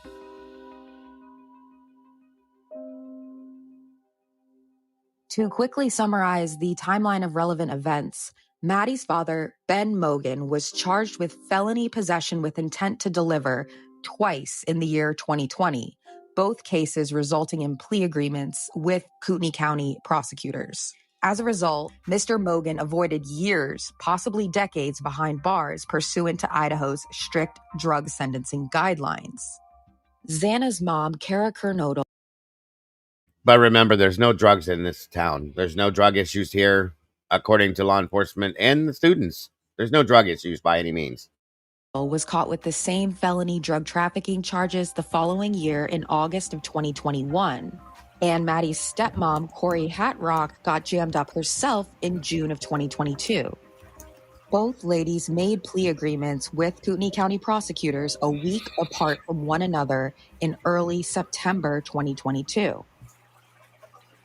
Listen, folks, I'm not real big on coincidence in true crime, okay? There are coincidences, don't get me wrong. But the coincidence that everybody that they just mentioned is related to, as a parent, to each one of these victims, except for Kaylee and Ethan, of course. Okay, I think those two, if you were to base it on for this and look at it, okay, Paula, there is collateral damage. We've seen that happen, but think about this and the option here that it's very plausible and it does make sense. The timeline of Corey Hatrock and Kara Kernodle's plea agreements coincide with the massive drug bust associated with the arrest of Tyson Farley and Tanya Rhodes, redistributors from Moscow believed to be associated with the Idaho street gang, the Aryan Knights. Not long after his arrest, Tyson Farley was oddly released from custody on furlough a month and a half before the murders took place. A warrant was put out for his arrest, and he was picked up on trafficking charges in Spokane and extradited back to Latah County on November 23rd. Who lets a drug trafficker out on furlough? Right. That's what I was just going to say that. And yes, I did, Dana. We that was part of the reason why we went in and did the deep dive that we did. How many times this guy right here has been behind bars because of this same thing? Okay, let me rephrase that, because not many. How many times he's been arrested for this same thing? Well, three major drug traffickings in less than 3 years. Yeah. And how does he end up back on the street, folks? But only did 8 months in the Idaho Department of Corrections for violating his probation. Probation violation. Didn't say nothing about what he was actually charged for here, okay? Think about that. What sense does that even make? So we have a problem with drugs here, and we're going to arrest this person because he's involved in that problem, but we're going to go ahead and put him right back on the street the same night. What? Miss me with that bullshit, okay? 2022. 1 month after the King Road massacre, Farley made a plea agreement with the help of his public defender, Kathy Mabbitt. Gee, isn't that ironic as well? That's kind of crazy to me. Like I said, somebody tried to call me out on it because they misunderstood or can't read between the lines. I said that these people were, I can't remember the word I used. I'm thinking here. Hold on. Inbred. And when I said that, meaning like interrelated, they work. They're 6 degrees of separation. Thank you. That's what the word was meaning. Because they're all doing something else. They're all interrelated, intertwined in this entire community. It's ridiculous. Okay. Absolutely ridiculous. The connections are strange as hell. Thank you, SRB. Yes, guys, you can guys also support the channel as well. We do have a Amazon wish list here that goes towards all our equipment and stuff like that to keep us going. So if anybody's interested, please check it out. Thank you, SRB. And if anybody wants to look it up, look up a plea 11 agreement in the state of Idaho. Yeah.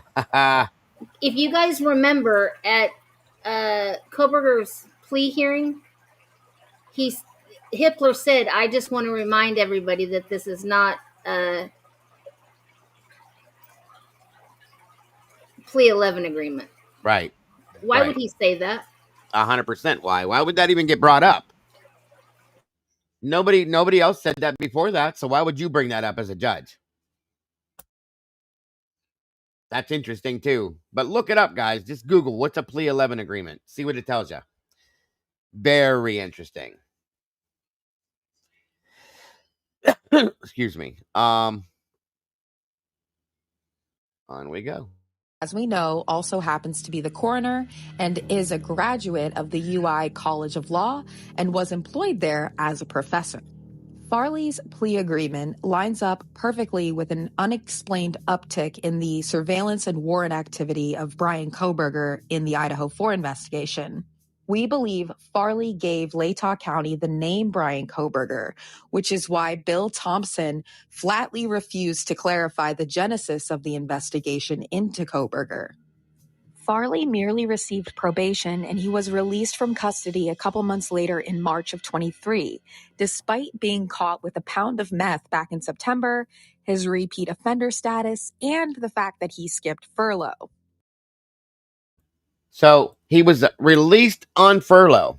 They let him go while he was in custody for doing what he did. They let him go because some family member was ill or something like that. But right, they let him out. He didn't come back. He never came back, and they got him back eventually, and let him go again. What? This makes no sense to me. When you have somebody that is a repeat offender, especially in the drug world, why would you not lock that person down and just keep them locked down? It's Idaho has the mandatory minimum. It's almost like a third strike, you're out, but not really. But a mandatory minimum, it's 10 years. Right. Probation, huh? And wasn't he released from the probation as well, like way earlier than he was supposed to be?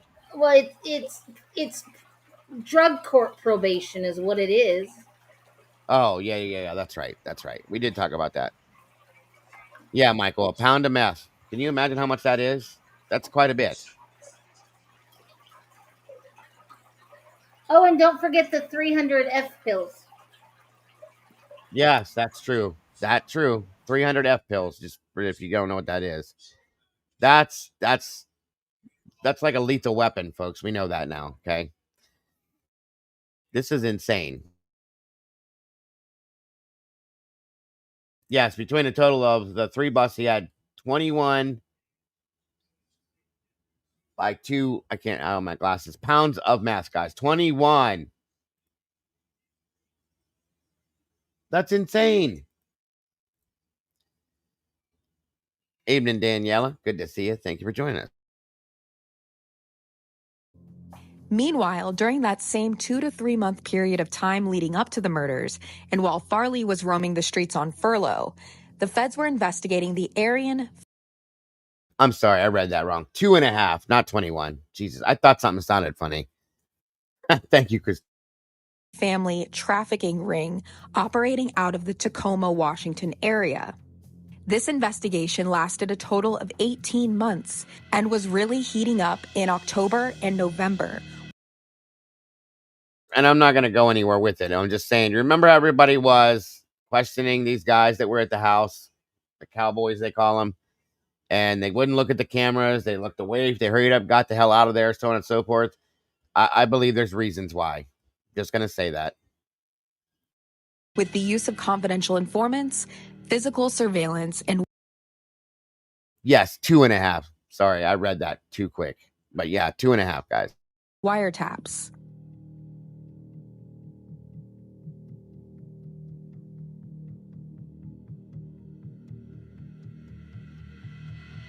This investigation culminated in the execution of search warrants on December 9th, 2022, and ultimately the mass indictment in March of 2023. You guys saw all that, right? That looks like there's no drug problem here, right? Not at all. Search warrants. And oh shit, what the hell just happened? Hang on. God bless America. I hate when that happens. And November. So drugs, weapons, ammunition, all sorts of things involved here, but there's no problem there. None. The use of confidential informants, physical surveillance, and wiretaps.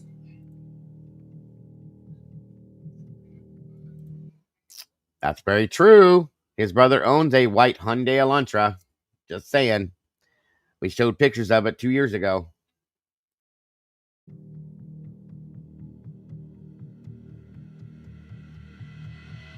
This investigation culminated in the execution of search warrants on December 9th, 2022, and ultimately the mass indictment in March of 2023.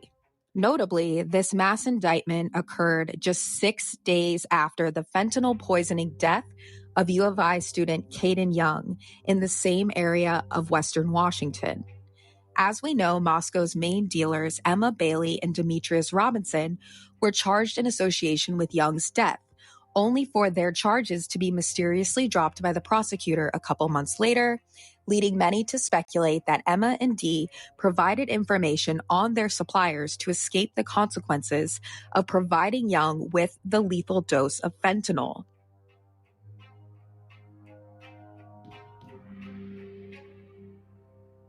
And if we are to take that speculation one step further, what if Caden was murdered because of what he may have known about the Idaho 4 massacre? As a journalism major and the former president of Alpha Kappa Lambda, which is the fraternity that the Banfield boys are from, Caden could have very likely had the curiosity and temerity to uncover the truth. The timing of his death near the eve of the mass indictment, coupled with his direct proximity to Emma Bailey and the Banfield boys, who were not far from the crime scene at the time of the murders with terrified looks on their faces, makes me wonder if Caden had a story to tell about that night. Remember, Young didn't die of an overdose of cocaine, but he was poisoned with fentanyl, and no one was held accountable.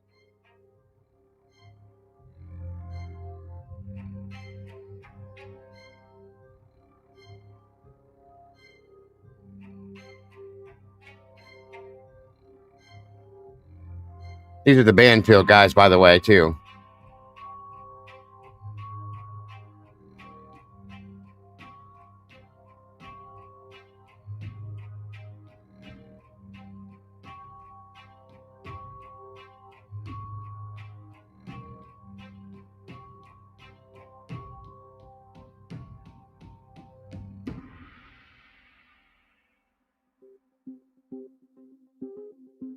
Despite an admittedly complex web of information, characters, and timelines, the theory here is straightforward and logical. When Maddie's father and stepmother, as well as Xana's mother, made plea agreements for drug trafficking charges in Kootenai County between 2020 and 2022, Welcome, Scott they and likely Demi. gave information to authorities who were actively pursuing the suppliers of this.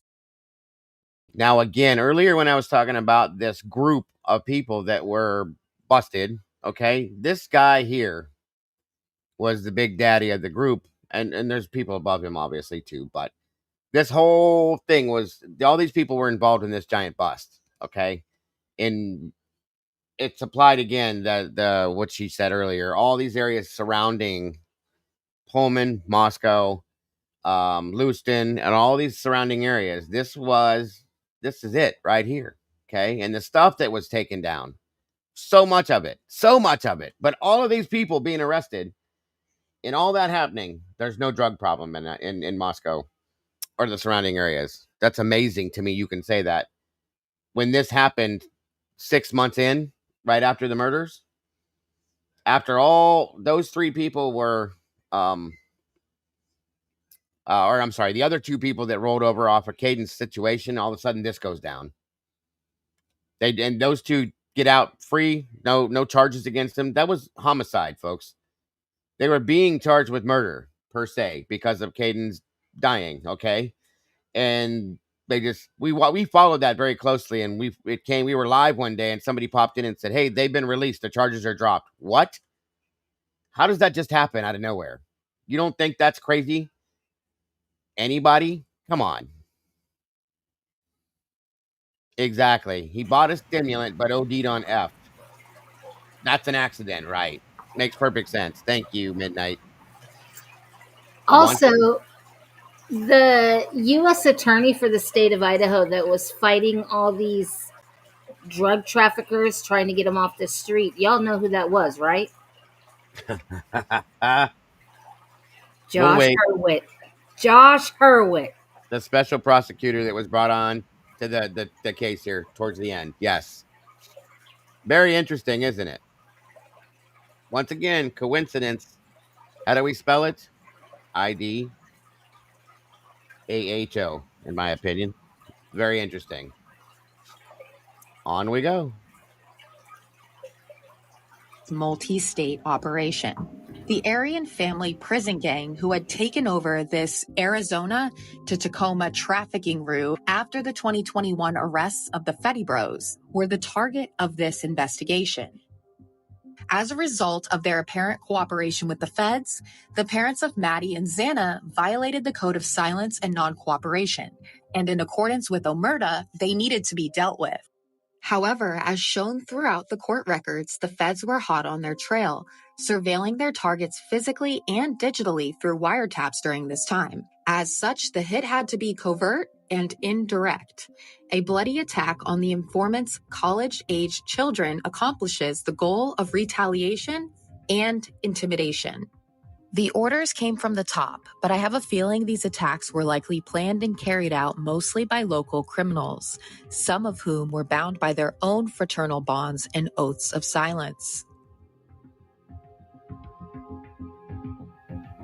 In addition to boots on the ground, this criminal syndicate also enjoyed the cooperation of law enforcement, who would fulfill their obligations of fabricating a timeline, a narrative, and evidence to orchestrate this entire cover-up.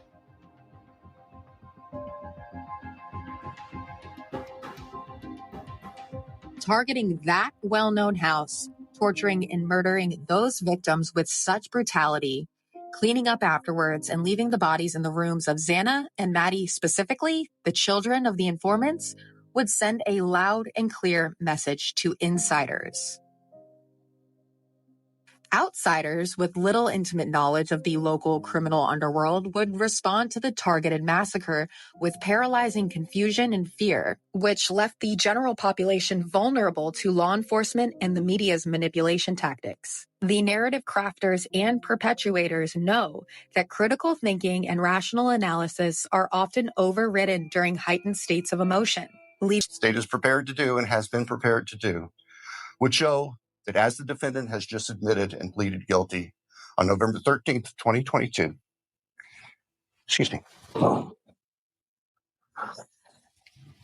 Ms. Kohberger entered the residence at 1122 King Road in Moscow, Idaho. He always took a drink when he's really nervous. We will not represent that he intended to commit all of the murders that he did that night, but we know that that is what resulted, and that he then killed intentionally, willfully, deliberately, with premeditation, and with malice forethought. Maddie Mogan, Kaylee Gonzalez, Ethan Chapin, and Xana Colonel. Thank you. Thank you. Dago, I have a question.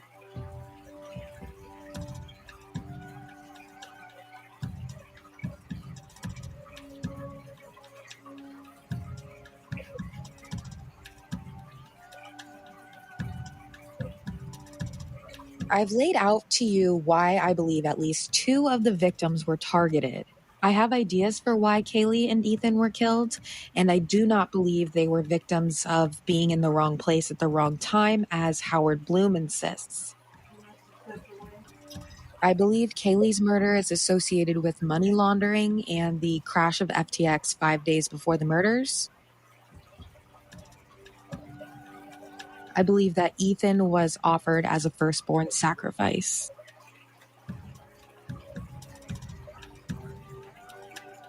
I believe it was planned that all 4 victims would die that night in pairs and at predetermined times and places for complex reasons, which I believe include esoteric purposes specific to these victims. This was a ritual, the kind that involves murder, which humans have been practicing since antiquity. And while I may have lost some of you with these statements, it couldn't be clearer to me that we're dealing with ritual magic here in at least some capacity. What? This case is dripping in occult symbolism and Masonic messages that don't occur randomly. This is the darker part of the case that cannot be ignored or lazily dismissed if we're going to get to the whole truth of the matter.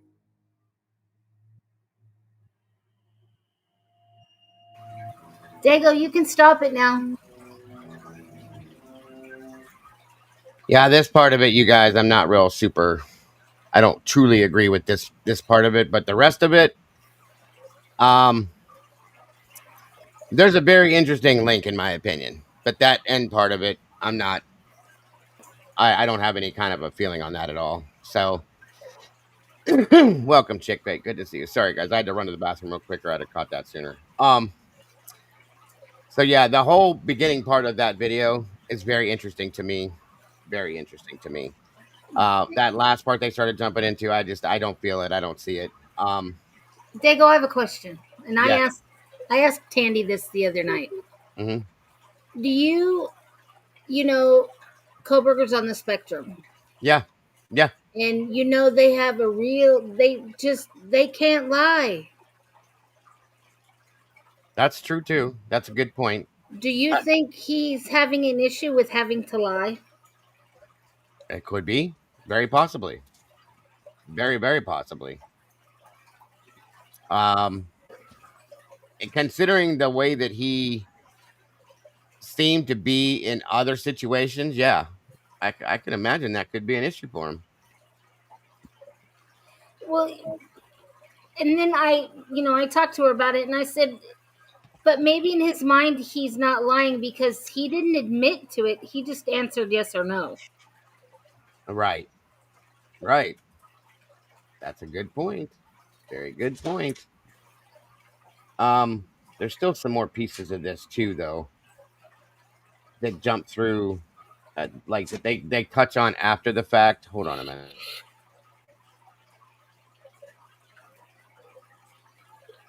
That they kind of go around some things. That whole the oldnistic thing, guys. I don't feel that with this. Not in this case. Who asked? Hold on. Who asked that question? Linda. It was Josh Hurwitz, and yes, he was hired by Biden, but it's not uncommon for the incoming presidents to release the previous one's staff. Right. They've always been given the choice: resign or I can fire you. Mm-hmm. And he resigned. Yeah, they give him the option to resign so that they can go out with some kind of like, they don't look bad when they leave. Wild stuff. Let me see here.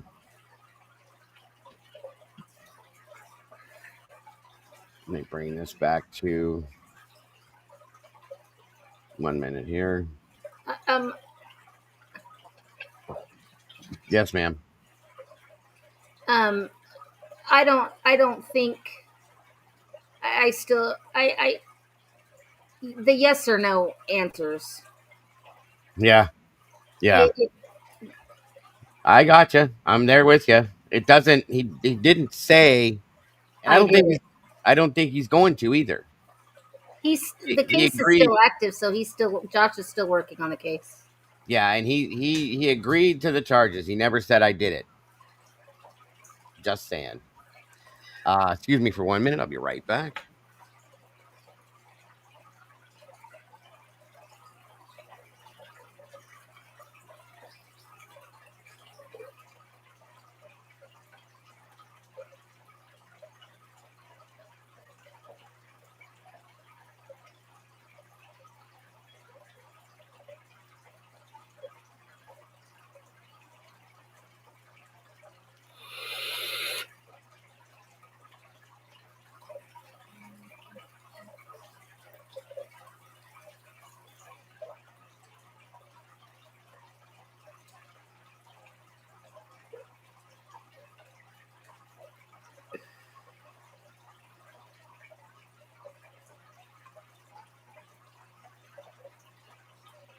All right, sorry about that. So, Dago, you have all these questions. I'm telling you, just need to play that other video.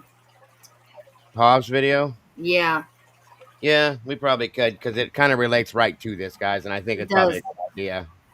When someone pleads guilty in a legal setting, they're admitting that they committed the crime they're accused of. He didn't say no contest. He said guilty.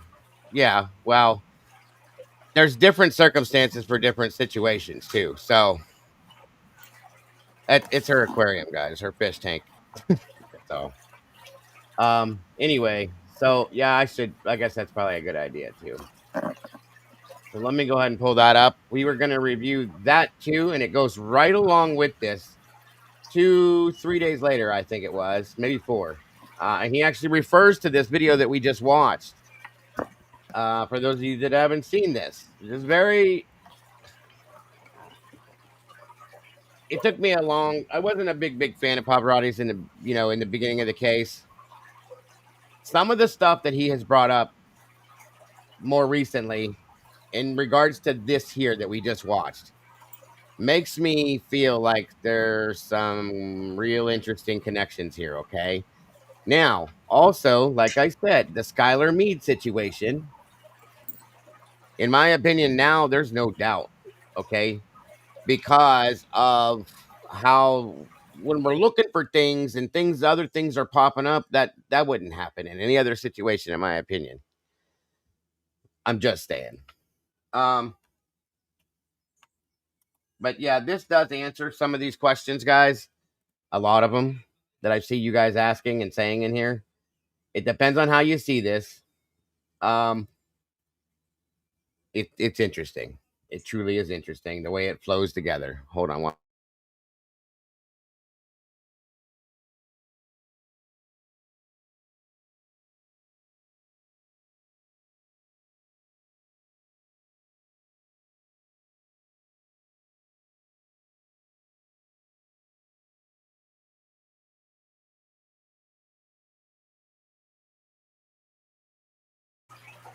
Hold on, I have to go pray for the fishy. No problem. Okay, so thank you, SRB.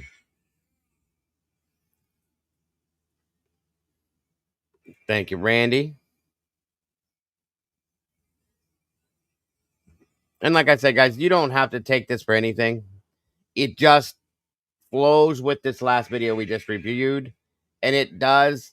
These things make sense now, okay? I can see certain things that truly do make sense, is all I'm saying.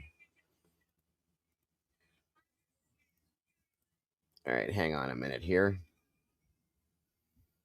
And you got to focus on what he's saying because, it does point to certain things. Oh, I'm sorry, Tandy.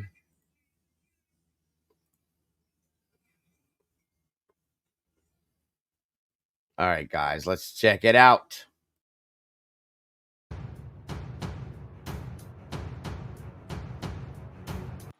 Narcotics are trafficked from Arizona up through California and Oregon into the Seattle-Tacoma area.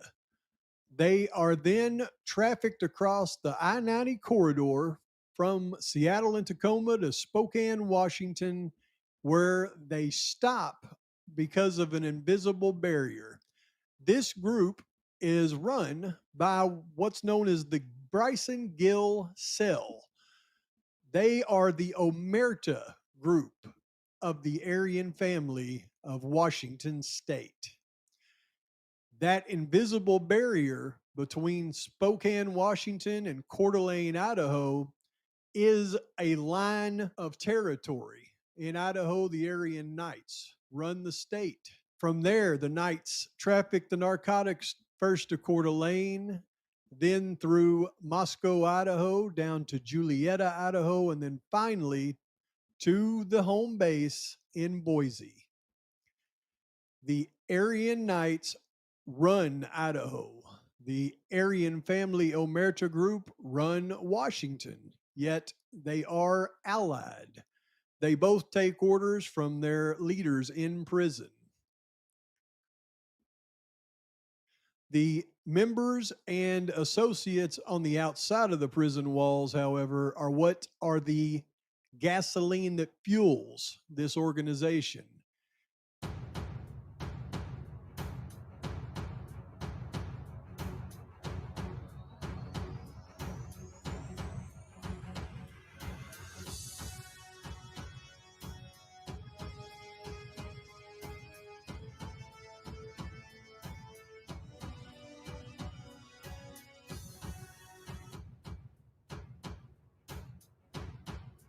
It is believed at this time that 2 of the associates began to turn evidence for the OCD ETF task force that led to the arrest of one of their associates followed by the major traffickers.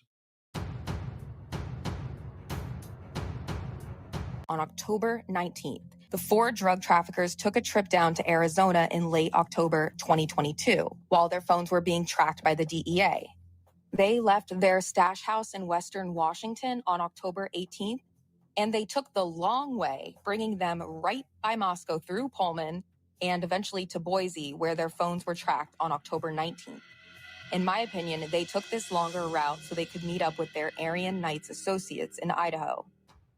October 18th, 2022. This would have been right after Farley here absconds from his furlough in Moscow, and exactly when this federal protection detail would be watching over Ben's home in Spokane. We now believe that this would have been the meeting between the Omerta group and the Aryan Knights in Boise that the leaders would sanction for the atrocity on King Road and put the plan into motion. Hello, welcome to The Revealing. I'm your host, Pavarati, and I'm here to discuss the Idaho 4 case. And I wanted to get this video out to you before the sentencing hearing tomorrow because you need to know this information. And this is the whole point while we're running this on the eve of the sentencing hearing. We looked into this earlier. We've been talking about these things for a while. Putting these 2 videos together, I'm sorry, but if you don't believe Bryan did this, you should probably think about some of these things, is all I'm saying. Welcome, Miss Debbie. Thank you for joining us. Yes, he brings up Kathy over at Indie Zone as well, and she does. They all go together, guys. I'm telling you right now, 100%. Thank you, Debbie, and thank you for being here with us tonight. I hope to see you tomorrow, possibly joining us for the hearing. That goes for everybody that may be popping out. Here we go. I'm going to give you some information that will absolutely blow your head completely off your shoulders. So a lot of people have told me I need to be wearing a neck brace for my pain. If you're going to watch, keep your hair on, folks, like I always said. This video, you may want to invest in one as well so you don't lose your head. And I'm not playing around. I'm going to give you a definitive look at things that you don't know and things that they are trying to hide, and I will prove beyond a shadow of a doubt they're trying to hide it from you. And some of the things I'm going to point out in this video literally will blow your mind. What I'm going to do, because I had to show you the beginning, to go all the way back to the beginning of my investigation to show you where we're at as of today. That was a huge find by True Crime Design. I missed it in the docks for the Aryan family. That trip to Boise on October 18th was a very, very important find. Great job, True Crime Design. I put the link to that video in the description of this video. The things that I'm going to go over with in this video, though, are the people that you... Thank you so much, Bond. I appreciate the super sticker. God bless. Very generous. And thank you again. Had seen in the opening of this. Not the Aryan family guys. Those guys have already all been put away. But the other people that I have talked about many, many times, like Mr. Farley, Miss Rhodes, Mr. Burrows, Meade and Uppenauer. And I'll remind you how it all ties together as we go through Sounds this. awesome, Debbie. Thank you, But you've dear. got to You see where their cases are as of today. And I'm going to show you some things that have happened in their cases along the way, along with the Bryan Kohberger case. And it will answer almost every question you have on your mind about this case. Why does Bill Thompson stand up and yell at the defense expert, "You know that Bryan Kohberger wasn't stalking anyone"? Why would he do that if Bryan Kohberger was stalking and that's what they thought? Because they never thought that.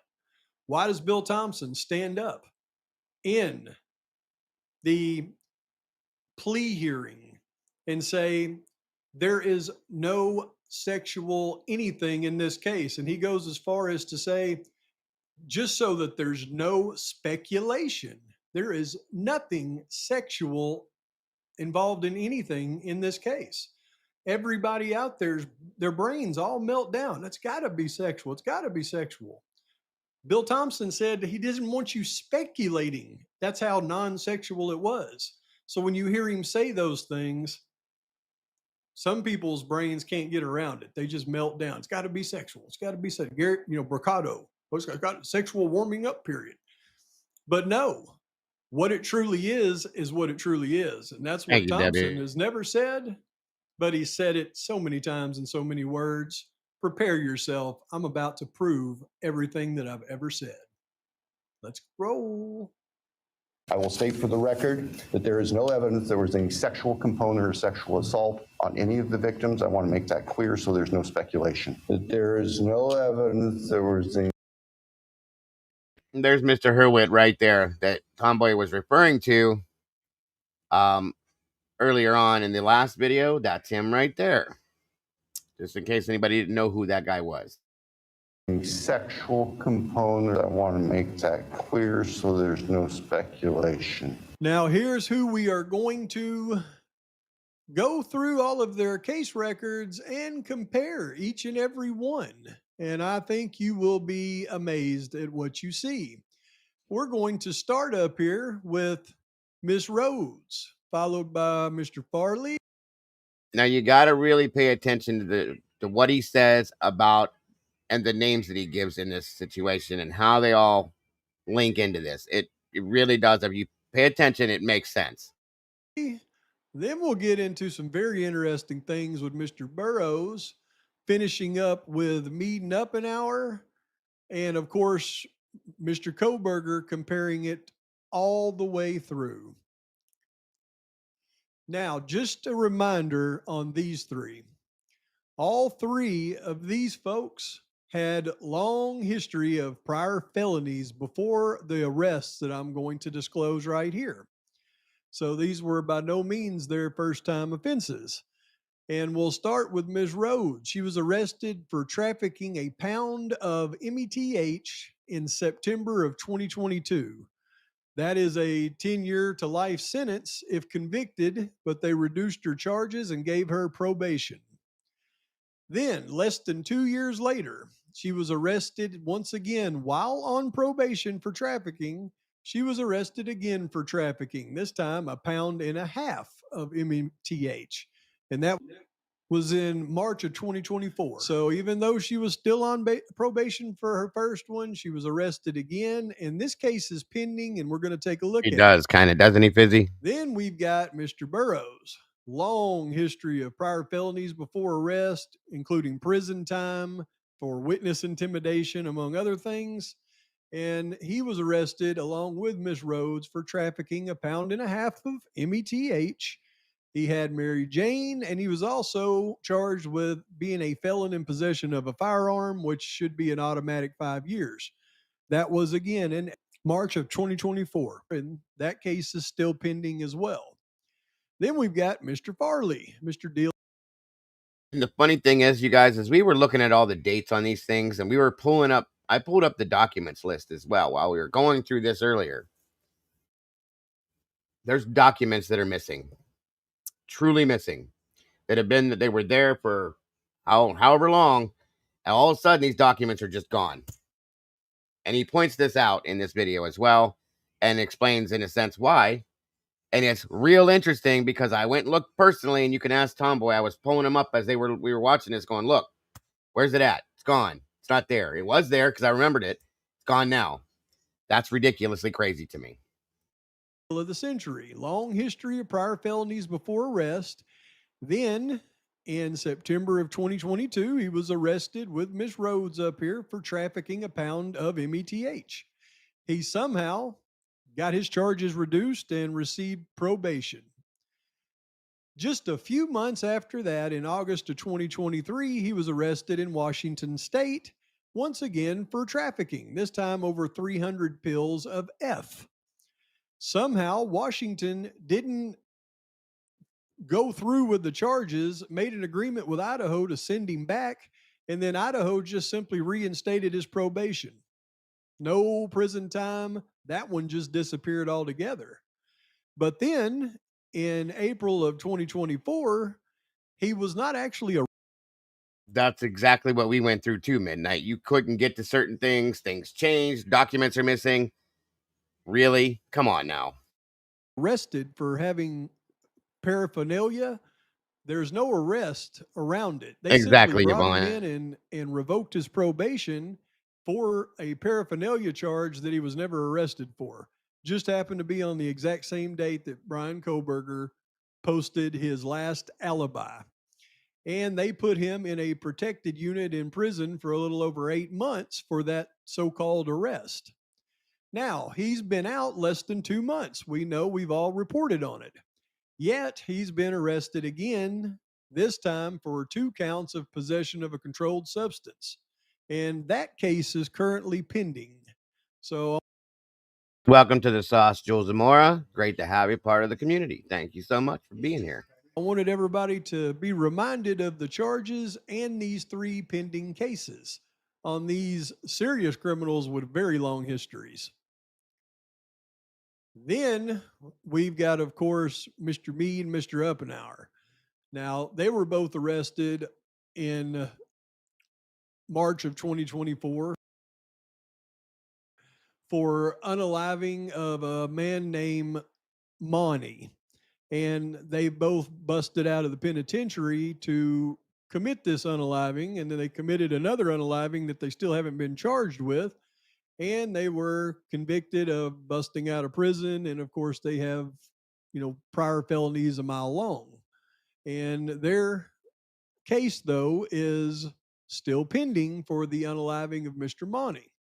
So just a refresher. Now let's go to the case files. We're going to start with Miss Rhodes. Now remember, she was arrested in 2024.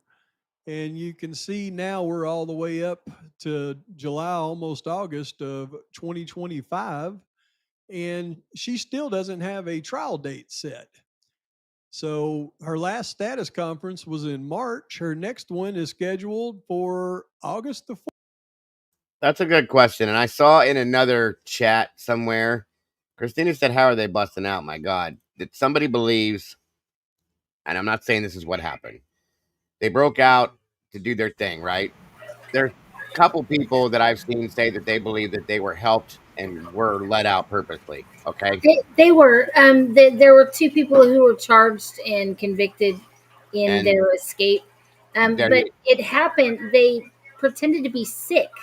Right. They ended up going to the hospital in Boise. Right. So you have people involved in this all over the place, folks, to the point where, there we go. Charged and convicted for allowing criminals out to go and to try to kill somebody, which, okay. That tell me that that's not all interrelated, that these people aren't all involved. I mean, come on, this is ridiculous. Every bit of this is ridiculous. So if we're going to talk about what my biggest question is now, it's not even related to Bryan. How, one, and why, and what? What my biggest question was what? What are they hiding from the world? What are they keeping from the world? What are they covering up? Well, here we go. That's all I'm saying. So very interesting. No trial set on somebody that was found in possession of trafficking quantities of narcotics, and she was currently on probation for trafficking, yet they can't seem to get a trial set. Very interesting. But it's this one that'll get you. Let's go to Mr. Farley. And I'm going to show you some things that correlate so well that it's almost eerie. So we know that, as I just mentioned, Mr. Farley was arrested again less than a month after being released from the penitentiary in his protected unit. He was actually arrested on June 1st, 2025. You can see he was booked in on the 2nd, and that was for controlled substance possession, count 1, count 2, and paraphernalia. And that's 2 felonies and a misdemeanor. Now, what's interesting is the date that he was arrested on June 1st, it turns out is the most likely Just date wait, that Bryan Yvonne. Kohberger signed his plea agreement. As you can see right here, I pulled this from the doc, and this is the one that's dated the first day of, and it actually says June 2025, but they put a line through it and wrote July. You can bet that was June 1st, 2025. The day Bryan Kohberger signed the plea deal was the exact same day that they arrested Farley. Very strange, isn't it? It doesn't stop there, though. We all know that on June 26, 2025, supposedly the motion to continue was denied by Judge Hippler. And that was the final nail in the coffin, they said, for Kohberger to make his plea deal. 6/26/25. This is going to become a very interesting date before I'm done. But when we go over here to Mr. Farley, you can see that on 6/26/25, that actually has some significance. That was the day he attended a preliminary hearing, and he waived his preliminary hearing, and he was bound over to district court.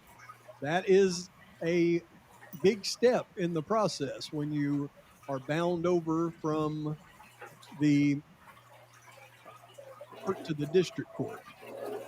Now, it doesn't stop there. 6/26, 6/26, 6/1/6/1. You can see right here on July the 10th, 2025, somehow, and nobody in the world will be able to explain this, but somehow the judge, Megan Marshall, was provided notice of Mr. Farley's eligibility to. So you think he's going to spend life in prison, huh? Okay. And you don't see any of the other things that have gone on around this entire case besides that. Okay. Understood. Actually enroll in drug court probation. Yeah. And because of that ability to enroll in drug court probation, you can see that on July 22nd, 2025, Mr. Farley changed his plea from not guilty on these three charges to guilty on these three charges. And just like his last arrest, when he changed his plea, he was sentenced the next day. So if that rings true with this arrest, then on 7/23/2025, Farley's going to be sentenced to 2 years of drug court probation. Coincidentally, it'll be on the exact same day that Bryan Kohberger is sentenced for his plea agreement as well. June 1st, the secret plea agreement was done. They arrest Farley the same day. The last nail in the coffin denial of the motion to continue on June 26th, same day Farley's bound over for district court, and then I'll be danged if he isn't changing his plea and being sentenced on the exact same day as Bryan Kohberger. Now, drug court eligibility is for people that get in trouble and they give them a chance to be on probation and turn their life around. Mr. Farley has been arrested now 3 times in less than 3 years, twice for trafficking, once for 2 counts of possession of a controlled substance. He's literally just got out of the penitentiary less than 2 months ago.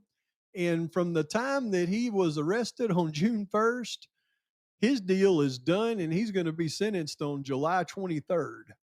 That's less than 2 months. Once again, one of the fastest times in history through the judicial process all the way to probation.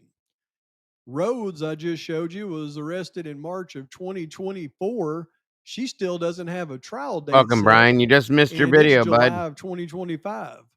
Farley's already through the entire system and is about to be sentenced to probation. I can't make this stuff up. Now, here's.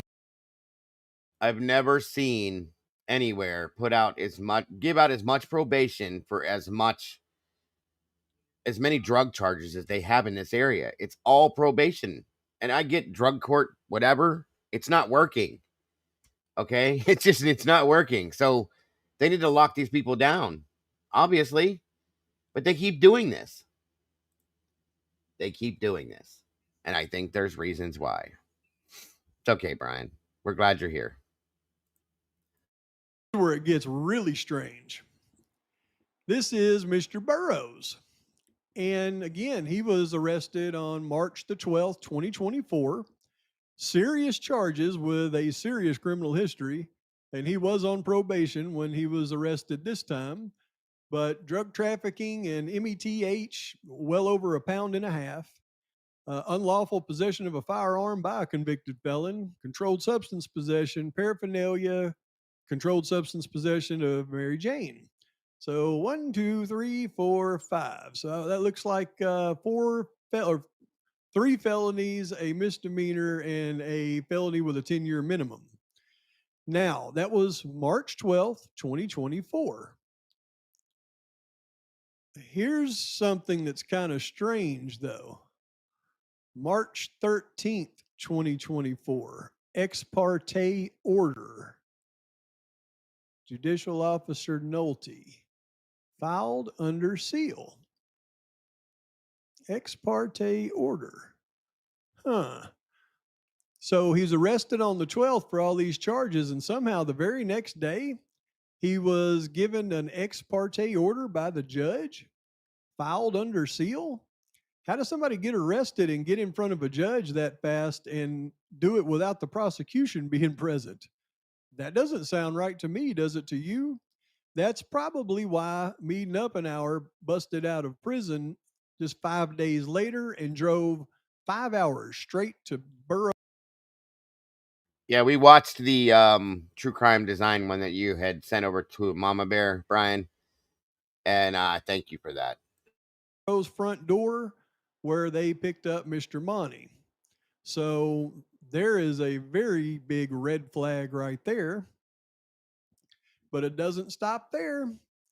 He was bound over to district court on August 15th, 2024.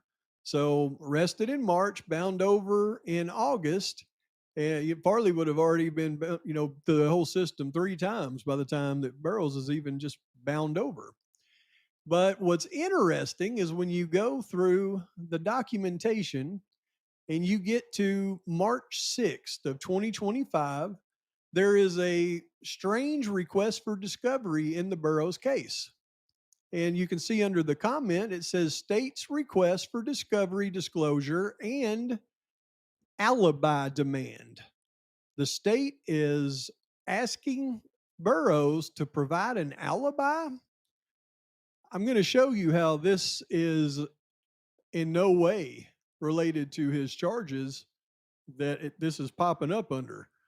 But I cross-referenced that with the Kohberger case, and I'll be darned if on March the 6th, 2025, there was a motion to compel discovery filed by the defense. It started out as the 22nd or 23rd supplemental request for discovery, and when the prosecution didn't provide it, they filed a motion to compel discovery under seal. And there was something interesting about it as well. Okay, so you can see here dated the 6th day of March, 2025. Defendant's 7th motion to compel discovery comes now Bryan Kohberger buying through his attorneys of record and pursuant to Idaho Criminal Rule 16F. Hereby moves the court to order the state to comply with defendant's 22nd supplemental request for discovery filed January 28, 2025. Each of the requested items that are still outstanding are outlined in the attached 7th motion to compel. Exhibit A, filed under seal with the court. Counsel requests that this motion be set for hearing in order to present oral argument, evidence, and/or testimony in support thereof. Requested time is 1 hour. So what could it have been? The 7th motion to compel discovery that really was the 22nd supplemental request for discovery on the exact same day that a discovery. Yeah, I just want to let everybody know, first off, David, you're right. Dan Smith, by the way, is Bryan's ramblings. Bryan has been saying this to the whole world for 2.5 years, folks, probably from 6 months into the case. Okay. I just got to say, Bryan, I can't say you're wrong, my friend. And I didn't say you were then. We had nothing to look at to show the proof on these things. And well, here we are the day before the sentencing hearing to a guilty plea. It's kind of sad, but yes. But you were on point, Bryan. That's all I'm saying. Request was given to Burroughs for an alibi demand. Idaho Criminal Rule 16F reads, failure to comply. Unless otherwise ordered by the court on a showing of good cause or excusable neglect, the failure to file and serve a response within the time required by this rule constitutes a waiver of any objections to the request and is grounds for the imposition of sanctions by the court. 16F comes into play when a supplemental request for discovery goes unfulfilled and a motion to compel has to be sought. Now, when we go to the charges that Burroughs, that I pulled right from that record, were charged with, him and Rhodes, and you start looking at the state asking for an alibi demand, and you read what happened during this arrest, and you know that there's no reason to ask Burroughs for an alibi. 2 Julietta residents already on probation have been arrested for allegedly trafficking narcotics. The case began on Friday afternoon when a probation officer and a Latah County Sheriff's deputy conducted a residence check on 53-year-old Tanya Rhodes and 50-year-old Michael Burroughs at their shared home on Main Street. According to court documents, authorities allegedly found nearly 1.5 pounds of METH along with COC, pills, Mary Jane, and paraphernalia during the search of the home. Rhodes and Burroughs were arrested on several charges, including trafficking, probation violations. Rose was arrested for trafficking in the fall of 2022, and she was found with 1 pound of METH then. The pair made their first appearance in Latah 2nd District Court in Moscow on Monday. So the sheriff and a probation officer goes to Burroughs and Rhodes' residence. They're there with a bunch of narcotics, and they arrest them. So what would they need an alibi demand for? It's not too hard to figure out. 16F, motion to compel, 6th day of March 2025, 6th day of March 2025, request for discovery, state's request for discovery, disclosure, and alibi demand. That was the Kohberger defense team making the prosecution follow through with getting an alibi from Burroughs. Is that not crazy? Doesn't stop there, though. When we go to Burroughs and his case record on, we got this date again, June 26, 2025. There was an order issued in his case. What was it? To vacate final pretrial and trial and set status, Megan Marshall. So something happened on June 26, 2025 to vacate his pretrial and his trial, and they're going to set a status for it.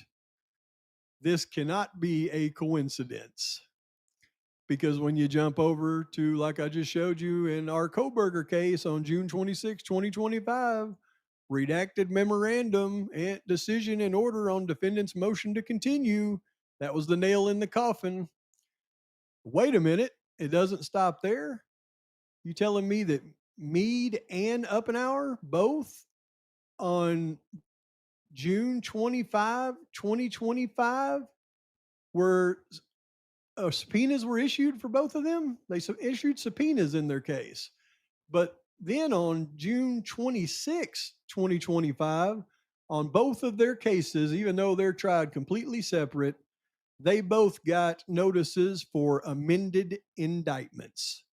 That means their cases are done as of June 26, 2025, same as Bryan's, same as Burroughs. I can't make it up, folks. But that's not all. I'm going to show you right here where they're going to try to hide it all from everybody, but they really messed up because I was on to them a long time ago.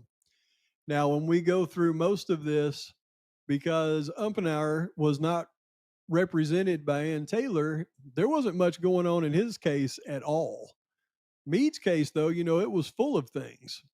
On February 26, 2025, y'all probably remember me bringing this up 10 or 15 times that there was a subpoena issued in his case, which you could see in his case summary, 22625 subpoena issued. Now, I thought it was interesting that on the same day, the defense filed a motion to house a material witness in Idaho, which turned out to be his brother Cody. So subpoena issued, demand to house material witness in Idaho, both on February 26th. And then I pointed out that on February 28, 2025, just 2 days different, there was a mysterious subpoena issued in the Kohberger case. And you can see right here, I've got the document that I'm sure glad I made copies of, because you can see on 2/28, subpoena issued. It was not set to be sealed, but it never hit the court dock. We never got to see that one. It just went from 2/24 to 2/28, subpoena issued. Welcome, Lucy and Aggie. There was an order temporarily sealing something. But here's what's egregious. That never hit the actual docs, but it stayed on the case summary. I just pulled the new case summary in the case. Every other doc seems to be in place, but on 2/28/25, where this subpoena that was issued was, it's no longer on the Kohberger case summary. They removed it, so nobody got to see it. And I will prove it for you right now in real time. Remember this: 2/24, motion in limine; 2/28, subpoena issued; 2/28, order. That should still be on the Kohberger case summary, but it's not. They hid it from everybody and wiped it off the case record. I think that's illegal. Here we are in the case summary. Look, all these are on February 24th. Let's see, do you see anything in here about a subpoena issued? Motion in limine, motion in limine, motion in limine. Here's an order sealing February 24th filings. Order, motion right here between this motion in limine and this order was a February 26th subpoena that should still be on this case summary, but they tried to go back all the way to February, remove it, and hide it from us. This is how secretive and full of crap this whole thing is. Now, if you think it stops there, you are very wrong. So again, we got on February 26th, subpoena issued, motion to house material witness in Idaho, which is his brother Cody. And again, the same time over here, you can see February 28th, subpoena issued in the Kohberger case. They've made that thing disappear like it was never there now.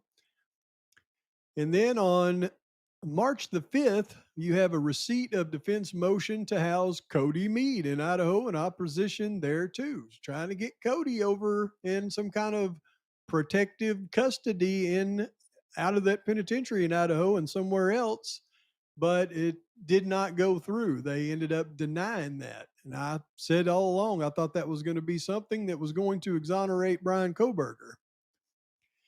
And then you can see on March 21st, all of a sudden there is a order granting independent analysis of evidence in the Meade case. And it's sealed, of course. But between March 21st and the next thing on his case, where they ordered mediation on April 18th, mediation is where an independent party comes in and tries to work out a deal. You can see right in between those two dates, something happened in the Kohberger case on April 2nd. Josh Hurwitz was brought in to the Kohberger case on April 2nd, 2025. So they had an independent analysis of evidence on March 21st. They bring in Hurwitz on April 2nd, and all of a sudden the Meade case is going for mediation. Still nothing in the Umpenauer case, though. Then on March 25th, 2025, in the Kohberger case is where you get Idaho Code 18207, which I've gone over with y'all in detail. That is a psychiatric evaluation that triggers one by the state. And once the state triggers their 18207, that means if convicted, they will be sent to treatment and not to penitentiary housing. Keep that in mind because it's going to be big in a second. Now, 5/19/2025, there is a stipulated motion to extend all deadlines in the Meade case. So right after 18-207, less than a month later, they're extending all the deadlines in the Meade case. Still nothing on the Umpenauer case. Then, oh, look, on May 27th, there was another order extending the deadlines that, they filed a motion to extend it. They had an order granting extended deadlines. And on that same day, the case was taken under advisement. And not 4 or 5 days later, on June 1st, is the real day Bryan Kohberger took the plea deal. Now, June 9th, 2025, there's an order sealing defendant's motion in order for independent analysis of evidence. So now we're going to get into Kohberger getting independent analysis of evidence along with Meade. But then we've got June 25th, 2025, another subpoena was issued in the Meade case. And then the very next day, they amended the indictment. You can bet that death penalty is gone for Meade. And then out of nowhere, on the exact same day for Umpenauer, an amended indictment, June 26, 2025, case taken under advisement. You can bet the death penalty is gone in the case for Umpenauer as well. So we have on June 26, 2025, Kohberger, the supposed denial of the motion to continue, which ended the case and caused the plea deal. An amended indictment for Meade on the exact same date. An amended indictment on the exact same date for Umpenauer. You think this all isn't one case, folks? Not over yet, though, because remember I said the 18-207 on Kohberger. Now, when you look at the Meade case and you look ahead on December 19th, there's a motion hearing. And what is it for? Well, it's for Meade's 18-207 to be initiated. You can bet Umpenauer's is going to follow suit. None of them will be spending any time in the regular prison unit. This is at least a 4, if not 5-part deal, maybe 6. Oh, look, 6/18/2025. Hearing scheduled. Motion to continue not sealed. Oh, motion for alternate perpetrators sealed. That's interesting. That was that day we didn't get to hear much. Oh, wait a minute. 6/18/2025 for Meade, though. Oh, my goodness. On this date, Meade files a writ for a writ for habeas corpus. I do agree with that. Now, he hasn't been convicted of his charge yet. So what is he filing a writ for habeas corpus for? And he had to get an outside attorney other than Ann Taylor to be able to file this writ. And from what I've looked up, Meade can actually file a writ for habeas corpus for another inmate. Are you telling me, Pavarati, that Kohberger's plea deal is going to start on July 23rd and he's going to get out of the state court? Meade's already filed a writ of habeas corpus for Kohberger to get him to the federal court, and then Meade and Umpenauer are going to take credit as Aryan Knights for the atrocity. It's coming. Idaho's Post-Conviction Procedure Act. Idaho's Uniform Post-Conviction Procedure Act, 1949-01, explicitly allows for relief based on new evidence of material facts not previously presented that require vacating the conviction or sentence in the interest of justice. It also states that a petitioner can institute a proceeding under this act if they are innocent of the offense. In essence, if an Idaho inmate has credible new evidence that casts doubt on guilt, they can use the state's post-conviction relief process, which may include filing for a writ of habeas corpus to bring this evidence to the court's attention and seek to overturn their conviction. And when it says their conviction, it means whoever they filed the writ for. He can absolutely file a writ for Kohberger. That was their plan all along. But just to sum it all up right here, you think this is a coincidence? Kohberger's supposed motion to continue, last motion filed, was denied on June 26, 2025. Meade's indictment was amended on June 26, 2025. Umpenauer's indictment was amended on June 26, 2025. Burroughs has an order to vacate his final pretrial and trial and set a status on June 26, 2025. And Farley went ahead and waived his preliminary hearing and allowed himself to be bound over to district court on June 26, 2025. Everybody I've ever talked about being involved in this case got a deal on June 26, 2025, locked in. Take that, Idaho. Now, if you didn't get every single thing that I said, you may need to watch this video again and again and again until you understand it all, because it is huge. And I'm sure there's going to be some folks up there in Idaho that's not too happy with me pointing out what I pointed out in this video. That includes officials and unofficials. I am willing to bet that pointing out the fact that they're already doctoring and hiding things from the case summary and the Yeah, Bryan, he was diagnosed by doctors with level 1 ASD, as well as the dyspraxia that he has. That was diagnosed when he was younger, too. So it's been in documents and everything. court records, such as subpoenas that were issued. And I have absolute proof because I took screenshots of it a long time ago. They should have left that one in there. Y'all ought to go to Kathy at the Indie Zone and have her look up that subpoena on February 28th. She'll probably know which one I'm talking about. She'll have it in one of her videos. See what she says about that. But please like and subscribe to this channel. Post your comments, thoughts, criticisms. Look forward to talking to you after the hearing tomorrow. I may post that thing live and be on there with you myself. I don't know. Pavarati is out. All right. So it's quite interesting to me. Like I said, I don't always agree with everything that he says. Okay. And I didn't used to watch him as often, but there's a lot of stuff that he's pointed out, especially with the whole relating to the Omerta stuff that he brought up and all that stuff is really my pinpoint on this, guys. It truly is. And it has been since I watched that other video. It's made me wonder now. Because everybody's looking for an answer to this. It's either Bryan did this and he admitted to it, and that's it, or he didn't, and everybody's sitting here waiting for what's coming next. Okay, well, could it be something like that? I don't know. Would it explain? It does. Some of this stuff explains a whole lot of shit that nobody could quite put their finger on. Okay, and really wanted to get an answer to. I'm not saying these are the answers to what's going on. I'm not saying that, the Omerta thing and the Knights or any of that stuff is the answer to what's been going on or what's involved. All I'm saying is these things are definitely very strong thinking points. Okay. Tomorrow's the day, guys. Tomorrow is the sentencing hearing, and I don't know what's going to happen. 1 second, folks.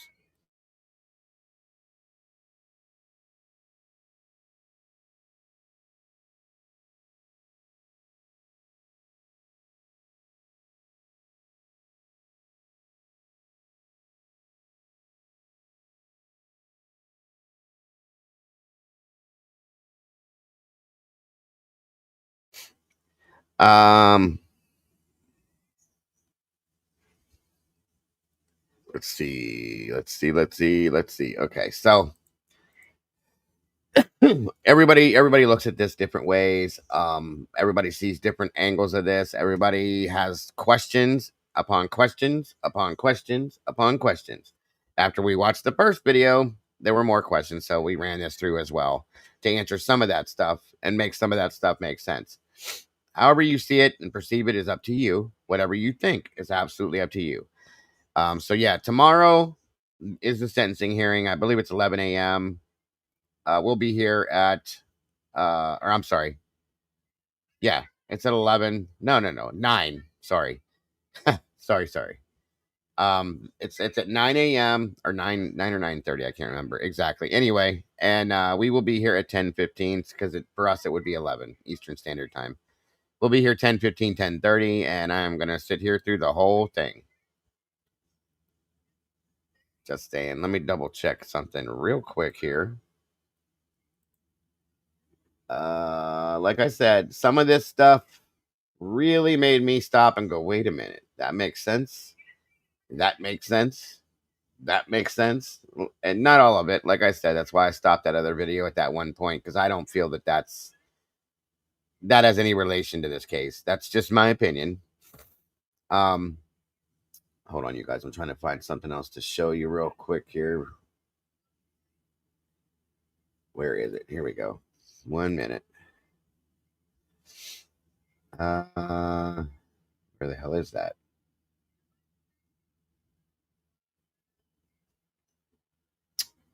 Where the hell is that? 1 second, guys.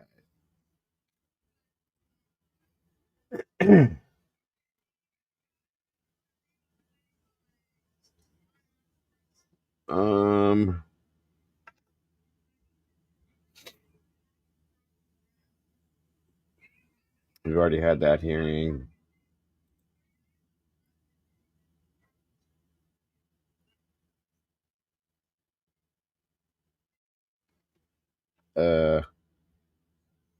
Notice of hearing. Just trying to make sure that I have the time right for it, because I was told it was 9 a.m. their time. That would be 11 a.m. our time here, Eastern Standard Time. So, I usually like to go early, 45 minutes, half hour earlier than when the hearing starts. So that's when I'm gonna set it up tonight.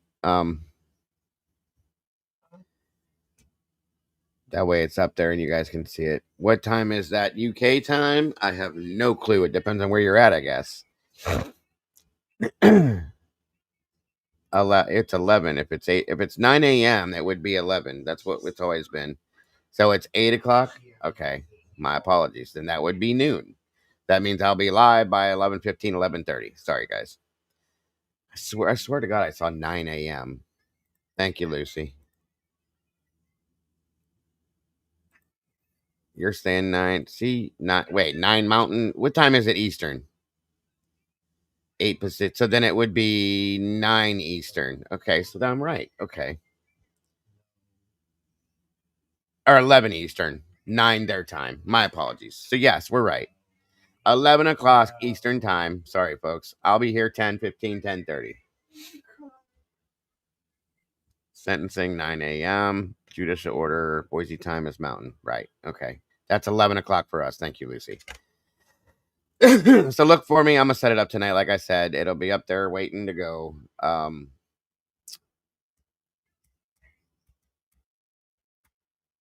Gotta love the time zones for sure. A lot of us are Eastern, and I always put things up Eastern. Yes, Bryan, 11 Eastern Standard Time. Yes, sir. Truth Seeker, good to see you tonight. So maybe, and that's probably what I'm expecting as well. For tomorrow, that's what I expect. I don't expect to hear Bryan say a word, folks. I truly don't.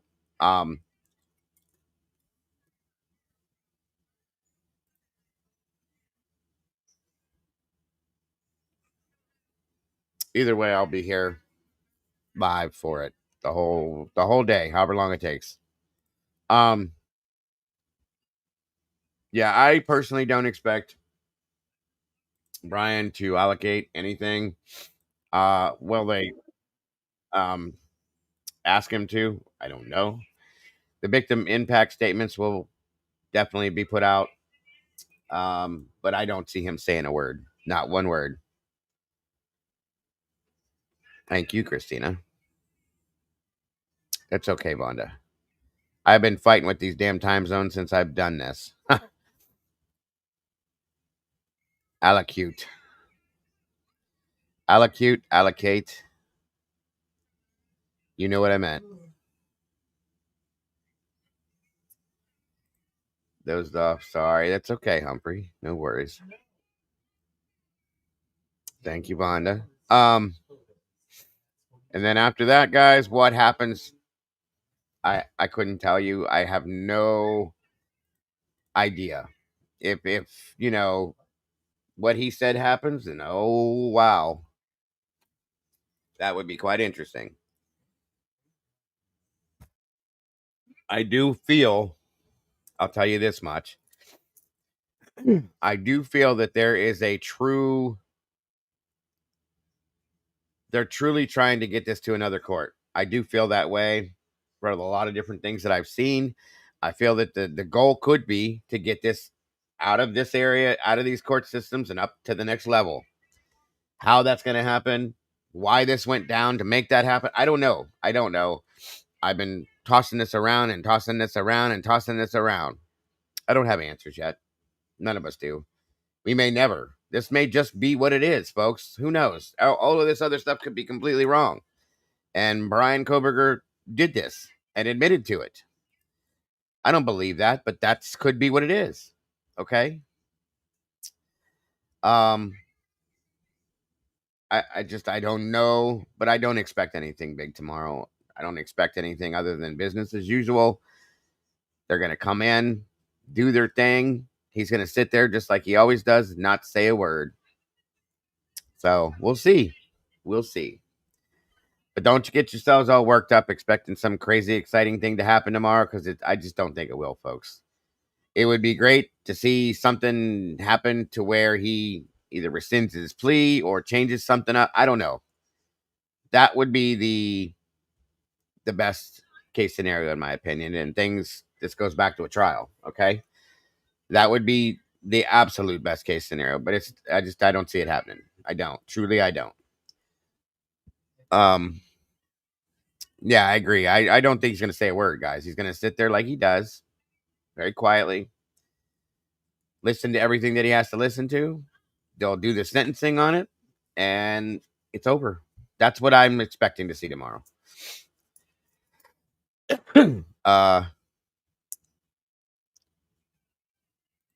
Right. That's what I'm saying, Rach. I just don't expect it. Listen, if anything else, the way I see this, there's a goal to this, okay? There has been a goal to this the whole time. It's obvious, just like Annie Potts said, we've been saying this since the plea. We've been saying this since way before the plea. Ray said this. Multiple other people have stated this, folks, but they're trying to hide something from the world and the public. What that is, truly, we don't know. Hey, Meanie, good to see you. Why they're doing it, we don't know. Everybody has ideas, and a lot of us are on the same page with our ideas as to what, but there's no actual proof written in stone as to if that's what it is, but we have ideas. They're hiding something. I don't care what anybody says at this point. It's obvious. You can see it. Okay. They're hiding something. They refuse to allow anybody at this point, the victims' families, the public, anybody, to see what the truth is here. And that's the problem with this. There's zero truth. Good night, Tandy. Thank you for joining us, son. There's zero truth being exposed here. Okay. And that's what this has all been about from day one, in my opinion, is to protect, hide, and cover up whatever this is. And they've done one hell of a job. Okay. One hell of a job. There's been the cracks keep seeping. Okay. And we keep getting these little things that are showing us this, but it's what it is. But they're absolutely hiding something of very, very large importance, in my opinion. Like Sai said, covering up something very, very, way, way bigger. Okay. Will that ever come out? I would hope, but I doubt it. I want to be positive, but I'm trying to be realistic too. They've done this thus far. They've gotten away with it thus far. Why would it change now? I'd love to see that happen. I would love to see justice brought to the victims and their families. I would love to see justice brought to all of us, because this violates our rights as well, folks. If you look at it, it's a fact. This is violating our rights, period, as American people. So,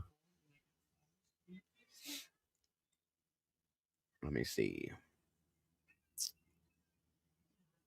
Miss Josie, are you going to sleep too?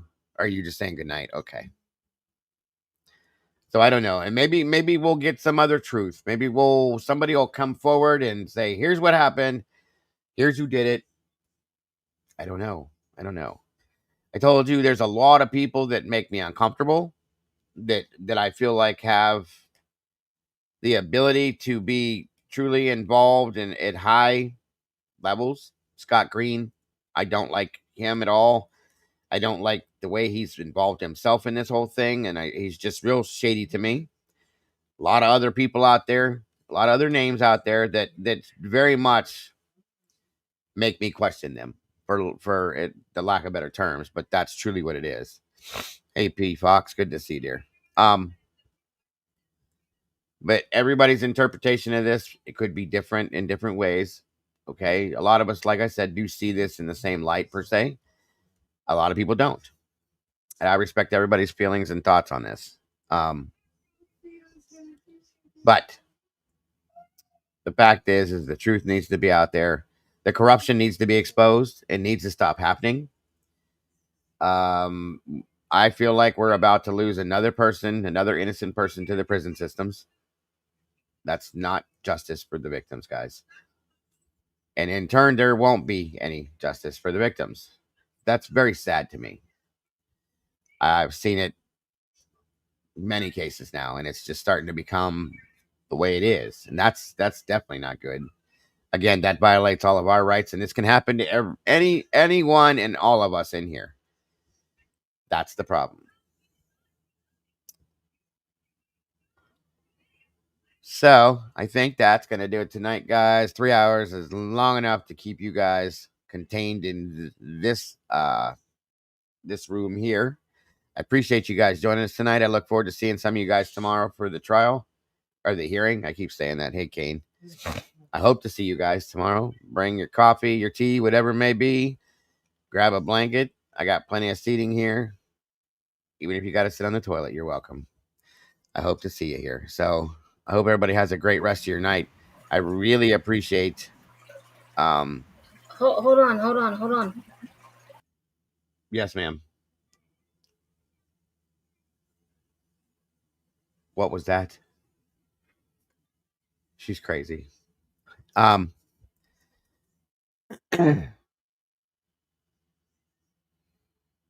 hope so too, Unsolved. Rach, thank you. Guys, don't forget to love yourselves and love each other. Thank you again so very much for joining us tonight. I appreciate each and every one of you guys so very much. Thank you to my moderators for jumping in here. I know it's a late one, guys. It's midnight, and I appreciate you guys staying late just to help out and do the things you do, because I wouldn't be here without you. So thank you all. Thank you to any of the donations that were made, any super chats, any memberships donated, any of that. God bless. I appreciate that so very much.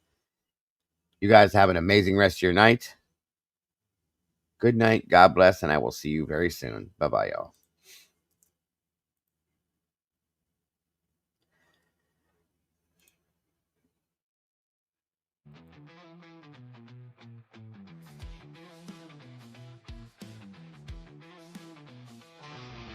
Sticky floors, coffee stains, buzzing neon light remains. Faces murmur, shifting blame.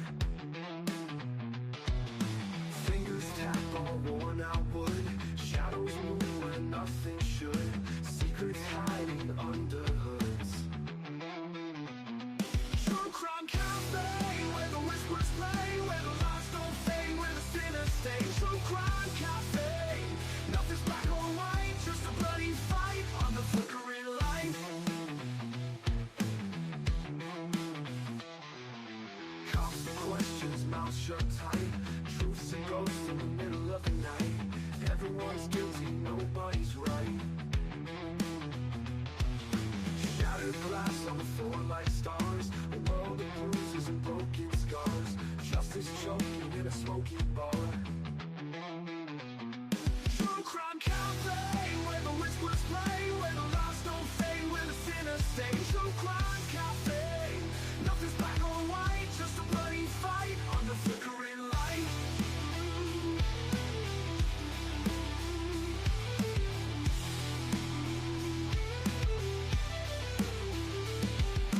Cops and questions, mouths shut tight. Truths and ghosts in the middle of the night. Everyone's guilty, nobody's right. Shattered glass on the floor like stars. A world of bruises and broken is choking in a smoky bar. True Crime Cafe, where the whispers play, where the lies don't fade, where the sinners stay. True Crime Cafe.